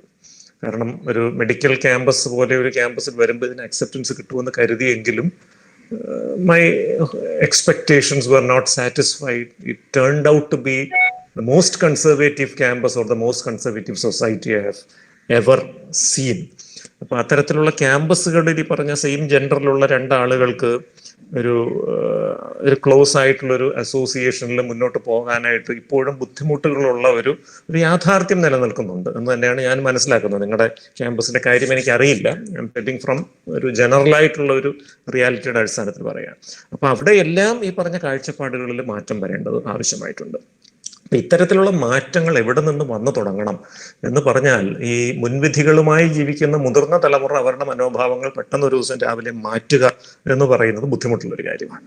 അപ്പൊ അത് ഈ യുവതലമുറയിൽ നിന്ന് തന്നെ ഈ മാറ്റത്തിന്റെ കാറ്റ് വീശി തുടങ്ങേണ്ടതായിട്ടുണ്ട് എന്നുള്ളതാണ്. അപ്പൊ അതിന്റെ ഭാഗമായിട്ട് നിങ്ങൾ ഇപ്പൊ ചെയ്യുന്ന ഈ പരിപാടികൾ പോലെ, ഈ അവയർനെസ് പ്രോഗ്രാംസ് പോലെയുള്ള കാര്യങ്ങൾ definitely that will be a positive sign in that direction. പക്ഷെ എങ്കിൽ പോലും ഇതിന്റെ ഒരു ലീഗൽ റിയാലിറ്റി, ഇതിന്റെ സയന്റിഫിക് റിയാലിറ്റി, ഇതുമായി ബന്ധപ്പെട്ടിട്ടുള്ള മറ്റു വശങ്ങൾ, ഈ സോഷ്യലായിട്ടുള്ള ഒരു പ്രഷറാണ് പലപ്പോഴും ഇവരുടെ മാനസിക നിലയെ അടക്കം തകരാറിലാക്കുന്നത്. സോഷ്യലായിട്ടുള്ളൊരു നെഗറ്റീവ് ആറ്റിറ്റ്യൂഡാണ് ഇവരുടെ ജീവിതം പോലും ഒരു നല്ല രീതിയിൽ മുന്നോട്ട് പോകുന്നതിന് തടസ്സമാകുന്നത്, അല്ലെങ്കിൽ അവർക്കൊരു നല്ല പ്രൊഫഷണൽ ഭാവി കിട്ടുന്നതിന് പോലും വിലങ്ങുതടിയാകുന്നത് തുടങ്ങിയ ചില യാഥാർത്ഥ്യങ്ങൾ പൊതുസമൂഹത്തിലേക്ക് വ്യാപകമായ രീതിയിൽ എത്തേണ്ടതായിട്ടുണ്ട്. അത്തരത്തിലുള്ള എക്സ്പീരിയൻസ് ഷെയറിങ്ങുകൾ ഓൺലൈൻ പ്ലാറ്റ്ഫോമുകളിലും മെയിൻ സ്ട്രീം മീഡിയയിലും വരേണ്ടതുണ്ട്. ഇതുവഴി over A period of years, ഇപ്പോഴത്തെ എൻ്റെ ഏക ഒരു നല്ല പ്രതീക്ഷ എന്ന് പറയുന്നത്, ഇപ്പോ ഈ ഓരോ 2 കൊല്ലം കൂടുന്തോറും ഈ കാഴ്ചപ്പാടുകളിൽ വളരെ റാഡിക്കൽ ആയിട്ടുള്ള ചേഞ്ചസ് വരുന്നുണ്ടെന്നുള്ളതാണ്. Maybe 2 or 3 years before ഈ കോളേജ് ക്യാമ്പസുകൾ ഇത്ര വിപുലമായിട്ട് ഇങ്ങനെയുള്ള കാര്യങ്ങളെ പറ്റിയിട്ട് പ്രോഗ്രാംസ് നടത്തുമായിരുന്നില്ല. ഞാൻ പഠിച്ചുകൊണ്ടിരുന്ന കാലത്ത് may be around 20 years back ഞങ്ങൾ ഇത്തരത്തിലൊരു പ്രോഗ്രാം സംഘടിപ്പിച്ചപ്പോൾ ഒരുപാട് വിമർശനങ്ങൾ കേൾക്കേണ്ടി വന്നു. ഞാൻ മുൻപേ പറഞ്ഞ അതേ ദിശയിലുള്ള വിമർശനങ്ങൾ, യുവതലമുറയെ വഴിതെറ്റിക്കാൻ നടത്തുന്ന പരിശ്രമങ്ങൾ എന്നുള്ള മട്ടിലുള്ള വിമർശനങ്ങളും മറ്റും കേൾക്കേണ്ടി വന്നിരുന്നു. എന്തായാലും അത്തരത്തിലുള്ള വിമർശനങ്ങൾ ഇന്ന് നിങ്ങൾ കേൾക്കുന്നില്ല എന്ന് ഞാൻ കരുതുന്നു, ഞാൻ പ്രതീക്ഷിക്കുന്നു. ഇങ്ങനെയാണെങ്കിൽ അത് ഒരു ശുഭസൂചനയാണ്, ഒരു പോസിറ്റീവ് ഡയറക്ഷനിലുള്ള ഒരു യാത്രയുടെ ഒരു ലക്ഷണമാണ്. But definitely parents have to support people who come out.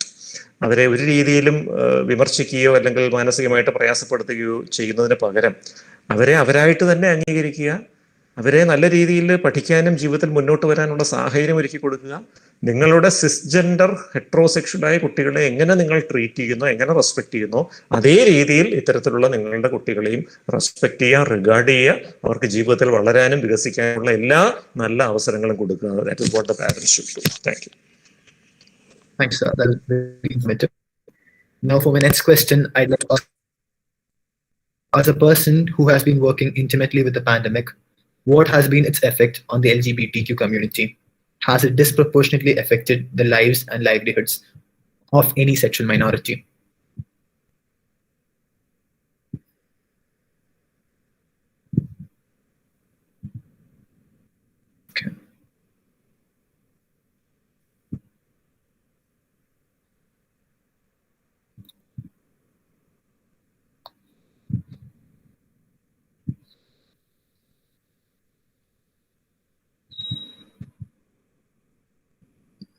Aksa ma'am, I'd like to ask you the next question.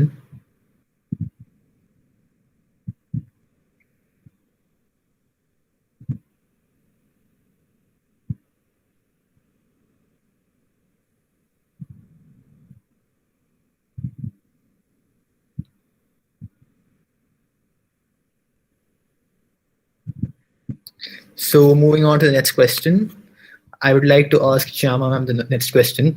Ma'am, are there any legal protections in India that safeguard the rights of sexual minorities and prevent personal or professional discrimination used against them? What are the legal protections that are offered towards the sexual minorities by the Indian legal codes? And what all resources are available for them for their progression and upliftment? Actually നമ്മുടെ രാജ്യത്ത് ഈ LGBTQ മനുഷ്യരുടെ rights ensure ചെയ്യുന്നതായിട്ട് ബന്ധപ്പെട്ടോ അല്ലെങ്കിൽ constitution provide ചെയ്യുന്ന മറ്റു കാര്യങ്ങൾ നേടുന്നതിന് വേണ്ടിയിട്ടുള്ള നിയമ സംവിധാനങ്ങളൊന്നും തന്നെ നിലവിലില്ല എന്നുള്ളത് വലിയൊരു പോരായ്മയാണ്. നോക്കൂ, 2014 സുപ്രീം കോടതി ട്രാൻസ്ജെൻഡർ വ്യക്തികളെ രാജ്യത്തെ പൗരന്മാരായി അംഗീകരിച്ചുകൊണ്ടുള്ള വിധി പുറപ്പെടുവിച്ച് എല്ലാ സംസ്ഥാന സർക്കാരുകളോടും പറഞ്ഞത് ട്രാൻസ്ജെൻഡർ വ്യക്തികളെ മൂന്നാമതൊരു വിഭാഗമായി തന്നെ പരിഗണിച്ചുകൊണ്ട് ആ മനുഷ്യർക്ക് വേണ്ടുന്ന എല്ലാത്തരം അവകാശവും സംരക്ഷണവും അതാത് സംസ്ഥാന സർക്കാരുകൾ ഉറപ്പാക്കണം എന്നുള്ളതായിരുന്നു. അവിടെ വിദ്യാഭ്യാസ സംവരണം നൽകണം, പൊതു നിയമനങ്ങളിൽ സംവരണം നൽകണം, അത്തരത്തിലുള്ള ഒരുപാട് നിർദ്ദേശങ്ങളാണ് 2014 നെൽസ വിധിയിലൂടെ സുപ്രീം കോടതി മുന്നോട്ട് വെച്ചത്. പക്ഷേ സുപ്രീം കോടതി മുന്നോട്ട് വെച്ചിരിക്കുന്ന അല്ലെങ്കിൽ മുന്നോട്ട് വെച്ച അത്രയധികം കാര്യങ്ങളൊന്നും തന്നെ പ്രാവർത്തികമാക്കാതെ ഉൾക്കൊള്ളിക്കാതെ ഒരു ഉപരിതലത്തിൽ മാത്രം നിന്നുകൊണ്ട് കൃത്യമായി ട്രാൻസ്ജെൻഡർ മനുഷ്യരുടെ പ്രശ്നങ്ങൾ എന്താണെന്ന് അറിയാതെ അല്ലെങ്കിൽ മനസ്സിലാക്കാതെ എന്തൊക്കെ കാര്യങ്ങളിലാണ് ശ്രദ്ധ കേന്ദ്രീകരിക്കേണ്ടതെന്ന് പോലും അറിയാതെ, അല്ലെങ്കിൽ അത് അറിയാതെ എന്ന് വെച്ചാൽ അത് മനഃപൂർവ്വമാണോ അല്ലയോ എന്നുള്ളതിനെ കുറിച്ച് എനിക്ക് കൃത്യമായ ധാരണയില്ല. പക്ഷേ അത്തരത്തിൽ മാത്രം കൊണ്ടുവന്നൊരു നിയമം, transgender persons protection of rights act 2019 എന്ന പേരിൽ ഒരു നിയമം പാർലമെന്റിൽ ബില്ല് അവതരിപ്പിക്കുകയും ഇപ്പൊ ഞാനത് കഴിഞ്ഞ ദിവസവും അന്ന് പാർലമെന്റിൽ ഉണ്ടായിരുന്ന 2-3 MPമാരുമായിട്ടൊക്കെ ഇതുമായിട്ട് ബന്ധപ്പെട്ട് ഡിസ്കഷൻ വന്ന സമയത്ത് പറഞ്ഞത്, ഈ ട്രാൻസ്ജെൻഡർ വ്യക്തികളുടെ ബില്ല് പാർലമെന്റിൽ അവതരിപ്പിക്കുന്നതായിട്ട് ബന്ധപ്പെട്ട് യാതൊരു ഡിസ്കഷനും ഉണ്ടായില്ല എന്നുള്ളതാണ്. നോക്കൂ, യാതൊരു ഡിസ്കഷനും ഉണ്ടായില്ല എന്ന് പറഞ്ഞാൽ ട്രാൻസ്ജെൻഡർ വ്യക്തികളെ സംബന്ധിച്ചിടത്തോളം ഒരു റെപ്രസെന്റേഷൻ എങ്കിലും അവിടെ ഉണ്ടായിരുന്നുവെങ്കിൽ ഇത് തീർച്ചയായിട്ടും ചർച്ച ചെയ്യപ്പെടുമായിരുന്നു. എന്തൊക്കെയായിരുന്നു അതിന്റെ പോരായ്മകളെന്ന് അവിടെ കൃത്യമായി അഡ്രസ്സ് ചെയ്യുമായിരുന്നു. പക്ഷെ അതിനുള്ളൊരു പോസിബിലിറ്റി ഉണ്ടായില്ല എന്ന് മാത്രമല്ല, ഏകപക്ഷീയമായ ചില താല്പര്യങ്ങൾ മാത്രം ഉൾക്കൊള്ളിച്ചുകൊണ്ട് പുറപ്പെടുവിച്ച അല്ലെങ്കിൽ പ്രാബല്യത്തിൽ കൊണ്ടുവന്ന ഒരു നിയമം മാത്രമായിട്ട് നമുക്കതിനെ പരിഗണിക്കാൻ കഴിയുന്നുള്ളൂ. 2014 സുപ്രീം കോടതി പറഞ്ഞ ഈ വിദ്യാഭ്യാസ സംവരണത്തെക്കുറിച്ചോ പൊതു നിയമനത്തിലുള്ള സംവരണത്തെക്കുറിച്ചോ ഒന്നും തന്നെ ആധികാരികമായി സംസാരിക്കാൻ നിയമത്തിന് സാധിക്കുന്നില്ല എന്നുള്ളത് മാത്രമല്ല, അവകാശ സംരക്ഷണ നിയമം റൈറ്റ് ബേസ്ഡ് ആയിട്ടുള്ള ഒരു രീതിയിൽ നമ്മൾ അതിനെ നോക്കിക്കഴിഞ്ഞാൽ ഒരുപാട് റൈറ്റ്സ് അതിനകത്ത് വയലേറ്റ് ചെയ്തിട്ടുണ്ട്, അല്ലെങ്കിൽ കൃത്യമായി അതൊന്നും പറയുന്നില്ല എന്നുള്ളതാണ്. ഇപ്പോൾ ട്രാൻസ്ജെൻഡർ വ്യക്തികളെ സംബന്ധിച്ചിടത്തോളം അവരുടെ സ്വത്തവകാശത്തെക്കുറിച്ചോ അല്ലെങ്കിൽ ദത്തവകാശത്തെക്കുറിച്ചോ വിവാഹാവകാശത്തെക്കുറിച്ചോ അങ്ങനെയുള്ള ഒരുപാട് കാര്യങ്ങളിൽ കൃത്യമായ ഒരു കാര്യം പ്രതിപാദിക്കാൻ ആ നിയമം കൊണ്ട് സാധിച്ചില്ല എന്നുള്ളത് വലിയൊരു പോരായ്മ തന്നെയാണ് എന്നെ സംബന്ധിച്ചിടത്തോളം. അതിനുശേഷം 2018 സുപ്രീം കോടതിയുടെ ഭാഗത്തുനിന്ന് 377 വകുപ്പ് ഭേദഗതി ചെയ്തുകൊണ്ടുള്ള ഉത്തരവുണ്ടാവുന്നത്. ഇപ്പോഴും രാജ്യത്ത് വിവിധ ഹൈക്കോടതികളിലും സുപ്രീം കോടതിയിലും ഒക്കെ തന്നെ ഈ സ്വവർഗ വിവാഹം നിയമവിധേയമാക്കുന്നതുമായിട്ട് ബന്ധപ്പെട്ടിട്ടുള്ള വിവിധ ഹർജികൾ നിലനിൽക്കുന്നുണ്ട്. അപ്പോ അതിനൊക്കെയും കേന്ദ്ര സർക്കാർ സുപ്രീം കോടതിയിൽ പറഞ്ഞിട്ടുള്ളത് ഇത്തരം കാര്യങ്ങളിൽ കോടതിയുടെ നിർദ്ദേശത്തിനപ്പുറത്തേക്ക് അത്തരം കാര്യങ്ങളിൽ ഇടപെടരുത്, അതൊക്കെ കേന്ദ്ര സർക്കാരിന്റെ തന്നെ തീരുമാനത്തിന്റെ നയത്തിന്റെ അടിസ്ഥാനത്തിൽ കൊണ്ടുവരേണ്ട ഒന്നാണ് എന്ന് പറഞ്ഞതിനെ മാറ്റിവെച്ചിരിക്കുകയാണ്. അതായത് ഇപ്പോഴും രാജ്യത്തെ LGBTQ മനുഷ്യരുടെ അവകാശങ്ങളെ നിഷേധിക്കുന്ന തരത്തിലേക്കുള്ള നിലപാടാണ് ഒരുപക്ഷെ ഇന്ത്യ ഭരിക്കുന്ന സർക്കാർ സ്വീകരിച്ചിരിക്കുന്നത് എന്നുള്ളത് എടുത്തു പറയേണ്ട വസ്തുതയാണ്. ഇപ്പോഴും ഇത്തരം മനുഷ്യർക്ക് വേണ്ടുന്ന പരിരക്ഷ ഉറപ്പാക്കുന്നതുമായിട്ട് ബന്ധപ്പെട്ട് അല്ലെങ്കിൽ അത്തരം വ്യക്തികളുടെ അവകാശങ്ങൾ ഉറപ്പാക്കുന്നതുമായിട്ട് ബന്ധപ്പെട്ട് യാതൊരു നിയമ സംവിധാനവും സംരക്ഷണവും നമ്മുടെ രാജ്യത്ത് നിലവിലില്ല എന്നുള്ളത് എടുത്തു പറയേണ്ട വസ്തുതയാണ്. ആകെ ഉള്ളത് ട്രാൻസ്ജെൻഡർ വ്യക്തികൾക്ക് വേണ്ടി 2019 നിലവിൽ വന്നിട്ടുള്ള ട്രാൻസ്ജെൻഡർ വ്യക്തികളുടെ അവകാശ സംരക്ഷണ നിയമം മാത്രമാണ്. അതിൽ കൃത്യമായി ഊന്നൽ നൽകിയിരിക്കുന്നത് elimination of all forms of discrimination എന്ന് പറയുന്ന ഒരു ടാഗ് ലൈന് കൂടുതൽ ഫോക്കസ് ചെയ്തുകൊണ്ട് കുറേയധികം വെൽഫെയർ മെഷേഴ്സ് സ്റ്റേറ്റുകൾ കൊണ്ടുവരണം എന്ന് പറയുന്നതിനപ്പുറത്തേക്ക് ആധികാരികമായ ഒരുപാട് വസ്തുതകളെ കുറിച്ച് പറയാൻ ഈ നിയമത്തിന് സാധിക്കുന്നില്ല. ഇപ്പോ നേരത്തെ ഡോക്ടർ സൂചിപ്പിച്ചതുപോലെ ഒരുപാട് കുടുംബങ്ങൾ ഇപ്പോഴും ഇതിനെ കൺവേർഷൻ തെറാപ്പിയിലൂടെ മാറ്റിയെടുക്കാൻ സാധിക്കുമെന്ന് പറഞ്ഞ് മുന്നോട്ട് വരുന്നുണ്ട്.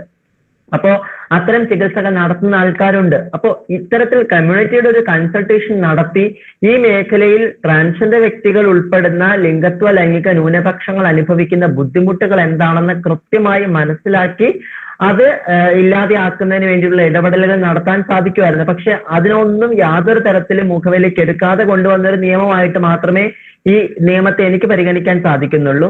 അതോടൊപ്പം തന്നെ എനിക്ക് തോന്നുന്നു വീണ്ടും നമ്മൾ ജുഡീഷ്യറിയിലാണ് ഒരുപക്ഷെ പ്രതീക്ഷ വെക്കുന്നത്. രാജ്യത്ത് LGBTQ മനുഷ്യർ അനുഭവിക്കുന്ന പ്രശ്നങ്ങൾ കൃത്യമായി അഡ്രസ് ചെയ്യുന്നതിനും ഓരോ സംസ്ഥാനത്തും ഇത്തരം മനുഷ്യർക്ക് വേണ്ടി പ്രവർത്തിക്കുന്ന സംഘടനാ സംവിധാനങ്ങളുണ്ട്. അത്തരം സംഘടനകളുടെ ഒക്കെ ഭാഗത്തു നിന്നുകൊണ്ട് കൃത്യമായി മനുഷ്യർ അനുഭവിക്കുന്ന പ്രശ്നങ്ങളെ അഡ്രസ്സ് ചെയ്യാനും അവർക്ക് നിയമപരിരക്ഷ ഉറപ്പാക്കാനും പറ്റുന്ന സംവിധാനങ്ങൾ ഉണ്ടായി വരേണ്ടതുണ്ട്. അതിന് ഒരുപാട് ബാരിയേഴ്സ് നിലനിൽക്കുന്നുണ്ട്. മതങ്ങളുടെ ഭാഗത്തു നിന്നുള്ള ഇൻഫ്ലുവൻസ് നിലനിൽക്കുന്നുണ്ട്. അങ്ങനെ നമ്മൾക്ക് എടുത്തു പറയാൻ സാധിക്കുന്ന ഒരുപാട് പ്രതിസന്ധിയിലൂടെ തന്നെ വേണം നമ്മൾ കടന്നു പോകാൻ വേണ്ടിയിട്ട്. ഇത്തരം പ്രശ്നങ്ങൾ ഇപ്പോഴും ഇവിടെ എക്സിസ്റ്റ് ചെയ്യുന്നുണ്ട്. അപ്പോൾ അതിനെയൊക്കെ മാറ്റി നിർത്തിക്കൊണ്ട് ഒരു മനുഷ്യൻ എന്നുള്ള രീതിയിൽ ആ മനുഷ്യർക്ക് ജീവിക്കാൻ പറ്റുന്ന ഭരണഘടന നൽകുന്ന മൗലിക അവകാശങ്ങളോടുകൂടി തന്നെ ജീവിക്കാൻ പറ്റുന്ന ഒരു സാഹചര്യം നമുക്ക് സൃഷ്ടിക്കേണ്ടതുണ്ട്. അതിന് വേണ്ടിയിട്ട് ഒരു പക്ഷെ വീണ്ടും നമുക്ക് രാജ്യത്തെ ജുഡീഷ്യറിയെ തന്നെ സമീപിക്കേണ്ടി വരും എന്നാണ് ഞാൻ മനസ്സിലാക്കുന്നത്. കാരണം ഇപ്പോഴും കൃത്യമായി ഇത്തരം മനുഷ്യരുടെ പ്രശ്നങ്ങൾ അഡ്രസ്സ് ചെയ്യാനോ ഇത്തരം മനുഷ്യരുടെ അവകാശങ്ങളെ കുറിച്ച് സംസാരിക്കാനോ ഒന്നും ഈ പറയുന്ന ഭരണ സംവിധാനത്തിൽ മോൾത്തട്ടിൽ ഇരിക്കുന്ന ആൾക്കാരെ കൊണ്ട് സാധിക്കുന്നില്ല എന്ന് പറയുന്നത് പോലും ഇത്തരം മനുഷ്യർക്ക് അവർ കൊടുക്കുന്ന ഗൗരവത്തെയും സ്വീകാര്യതയും സൂചിപ്പിക്കുന്ന ഒന്നാണ്. നേരത്തെ ഇപ്പോൾ അക്സ സംസാരിച്ച സമയത്ത് പറഞ്ഞത് ഒരു റെപ്രസെന്റേഷൻ കൃത്യമായി ഉണ്ടാവേണ്ടതുണ്ട്. ഇപ്പോൾ ട്രാൻസ്ജെൻഡർ മനുഷ്യർ മാത്രമല്ല LGBTQ മനുഷ്യർ ഇവർ ഇന്ന ജോലികൾ മാത്രം ചെയ്യാൻ വിധിക്കപ്പെട്ടവരാണ് എന്നൊരു മുൻധാരണ ഇപ്പോഴും സമൂഹം വെച്ച് പുലർത്തുന്നുണ്ട്. നോക്കൂ, കഴിവുകളുള്ള ഒരുപാട് മനുഷ്യരുണ്ട്. അത്തരം മനുഷ്യർക്ക് വിവിധ ഇടങ്ങളിലേക്ക് എത്താൻ സാധിക്കണം. എന്നെ സംബന്ധിച്ചിടത്തോളം ഞാൻ 2 വിഷയത്തിൽ ബിരുദാനന്തര ബിരുദം നേടി UGC നെറ്റ് ക്വാളിഫൈ ചെയ്ത ഒരാളാണ്. MA MEd ആണ്. എന്നിട്ട് പോലും എന്നെ സംബന്ധിച്ച് എനിക്ക് ഒരു കലാലയത്തിലോ ഒരു വിദ്യാലയത്തിലോ അധ്യാപികയായിട്ട് ജോയിൻ ചെയ്യാൻ സാധിക്കാത്തതിന് കാരണം എന്റെ ജെൻഡർ ആണ് എന്ന് എടുത്തു പറയേണ്ടി വരും. കാരണം ഞാൻ പലയിടങ്ങളിലും ഇന്റർവ്യൂവിന് പോയിട്ടുണ്ട്. എന്റെ അക്കാഡമിക് ക്വാളിഫിക്കേഷൻ അപ്പുറത്തേക്ക് അവർ ആഗ്രഹിക്കുന്നത് മറ്റു പലതുമാണെന്നുള്ളതാണ്. ഞാൻ 2013 കേരള സർവകലാശാലയിൽ നിന്ന് 3ാം റാങ്കോടെ മലയാളത്തിൽ ബിരുദാനന്തര ബിരുദം നേടിയ ആളാണ്.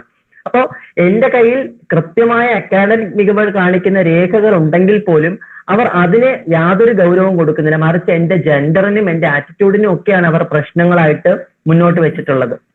അപ്പൊ കൃത്യമായി നമുക്ക് പറയാൻ സാധിക്കുന്നത് വിദ്യാഭ്യാസം നേടിയ ആൾക്കാർക്ക് പോലും വിവിധ ഇടങ്ങളിലേക്ക് എത്താനുള്ള അവസരങ്ങളെ നിഷേധിക്കുന്ന രീതിയിലുള്ള ഇടപെടലുകൾ പൊതുസമൂഹത്തിന്റെ ഭാഗത്ത് ഉണ്ടാകുന്നുണ്ട്.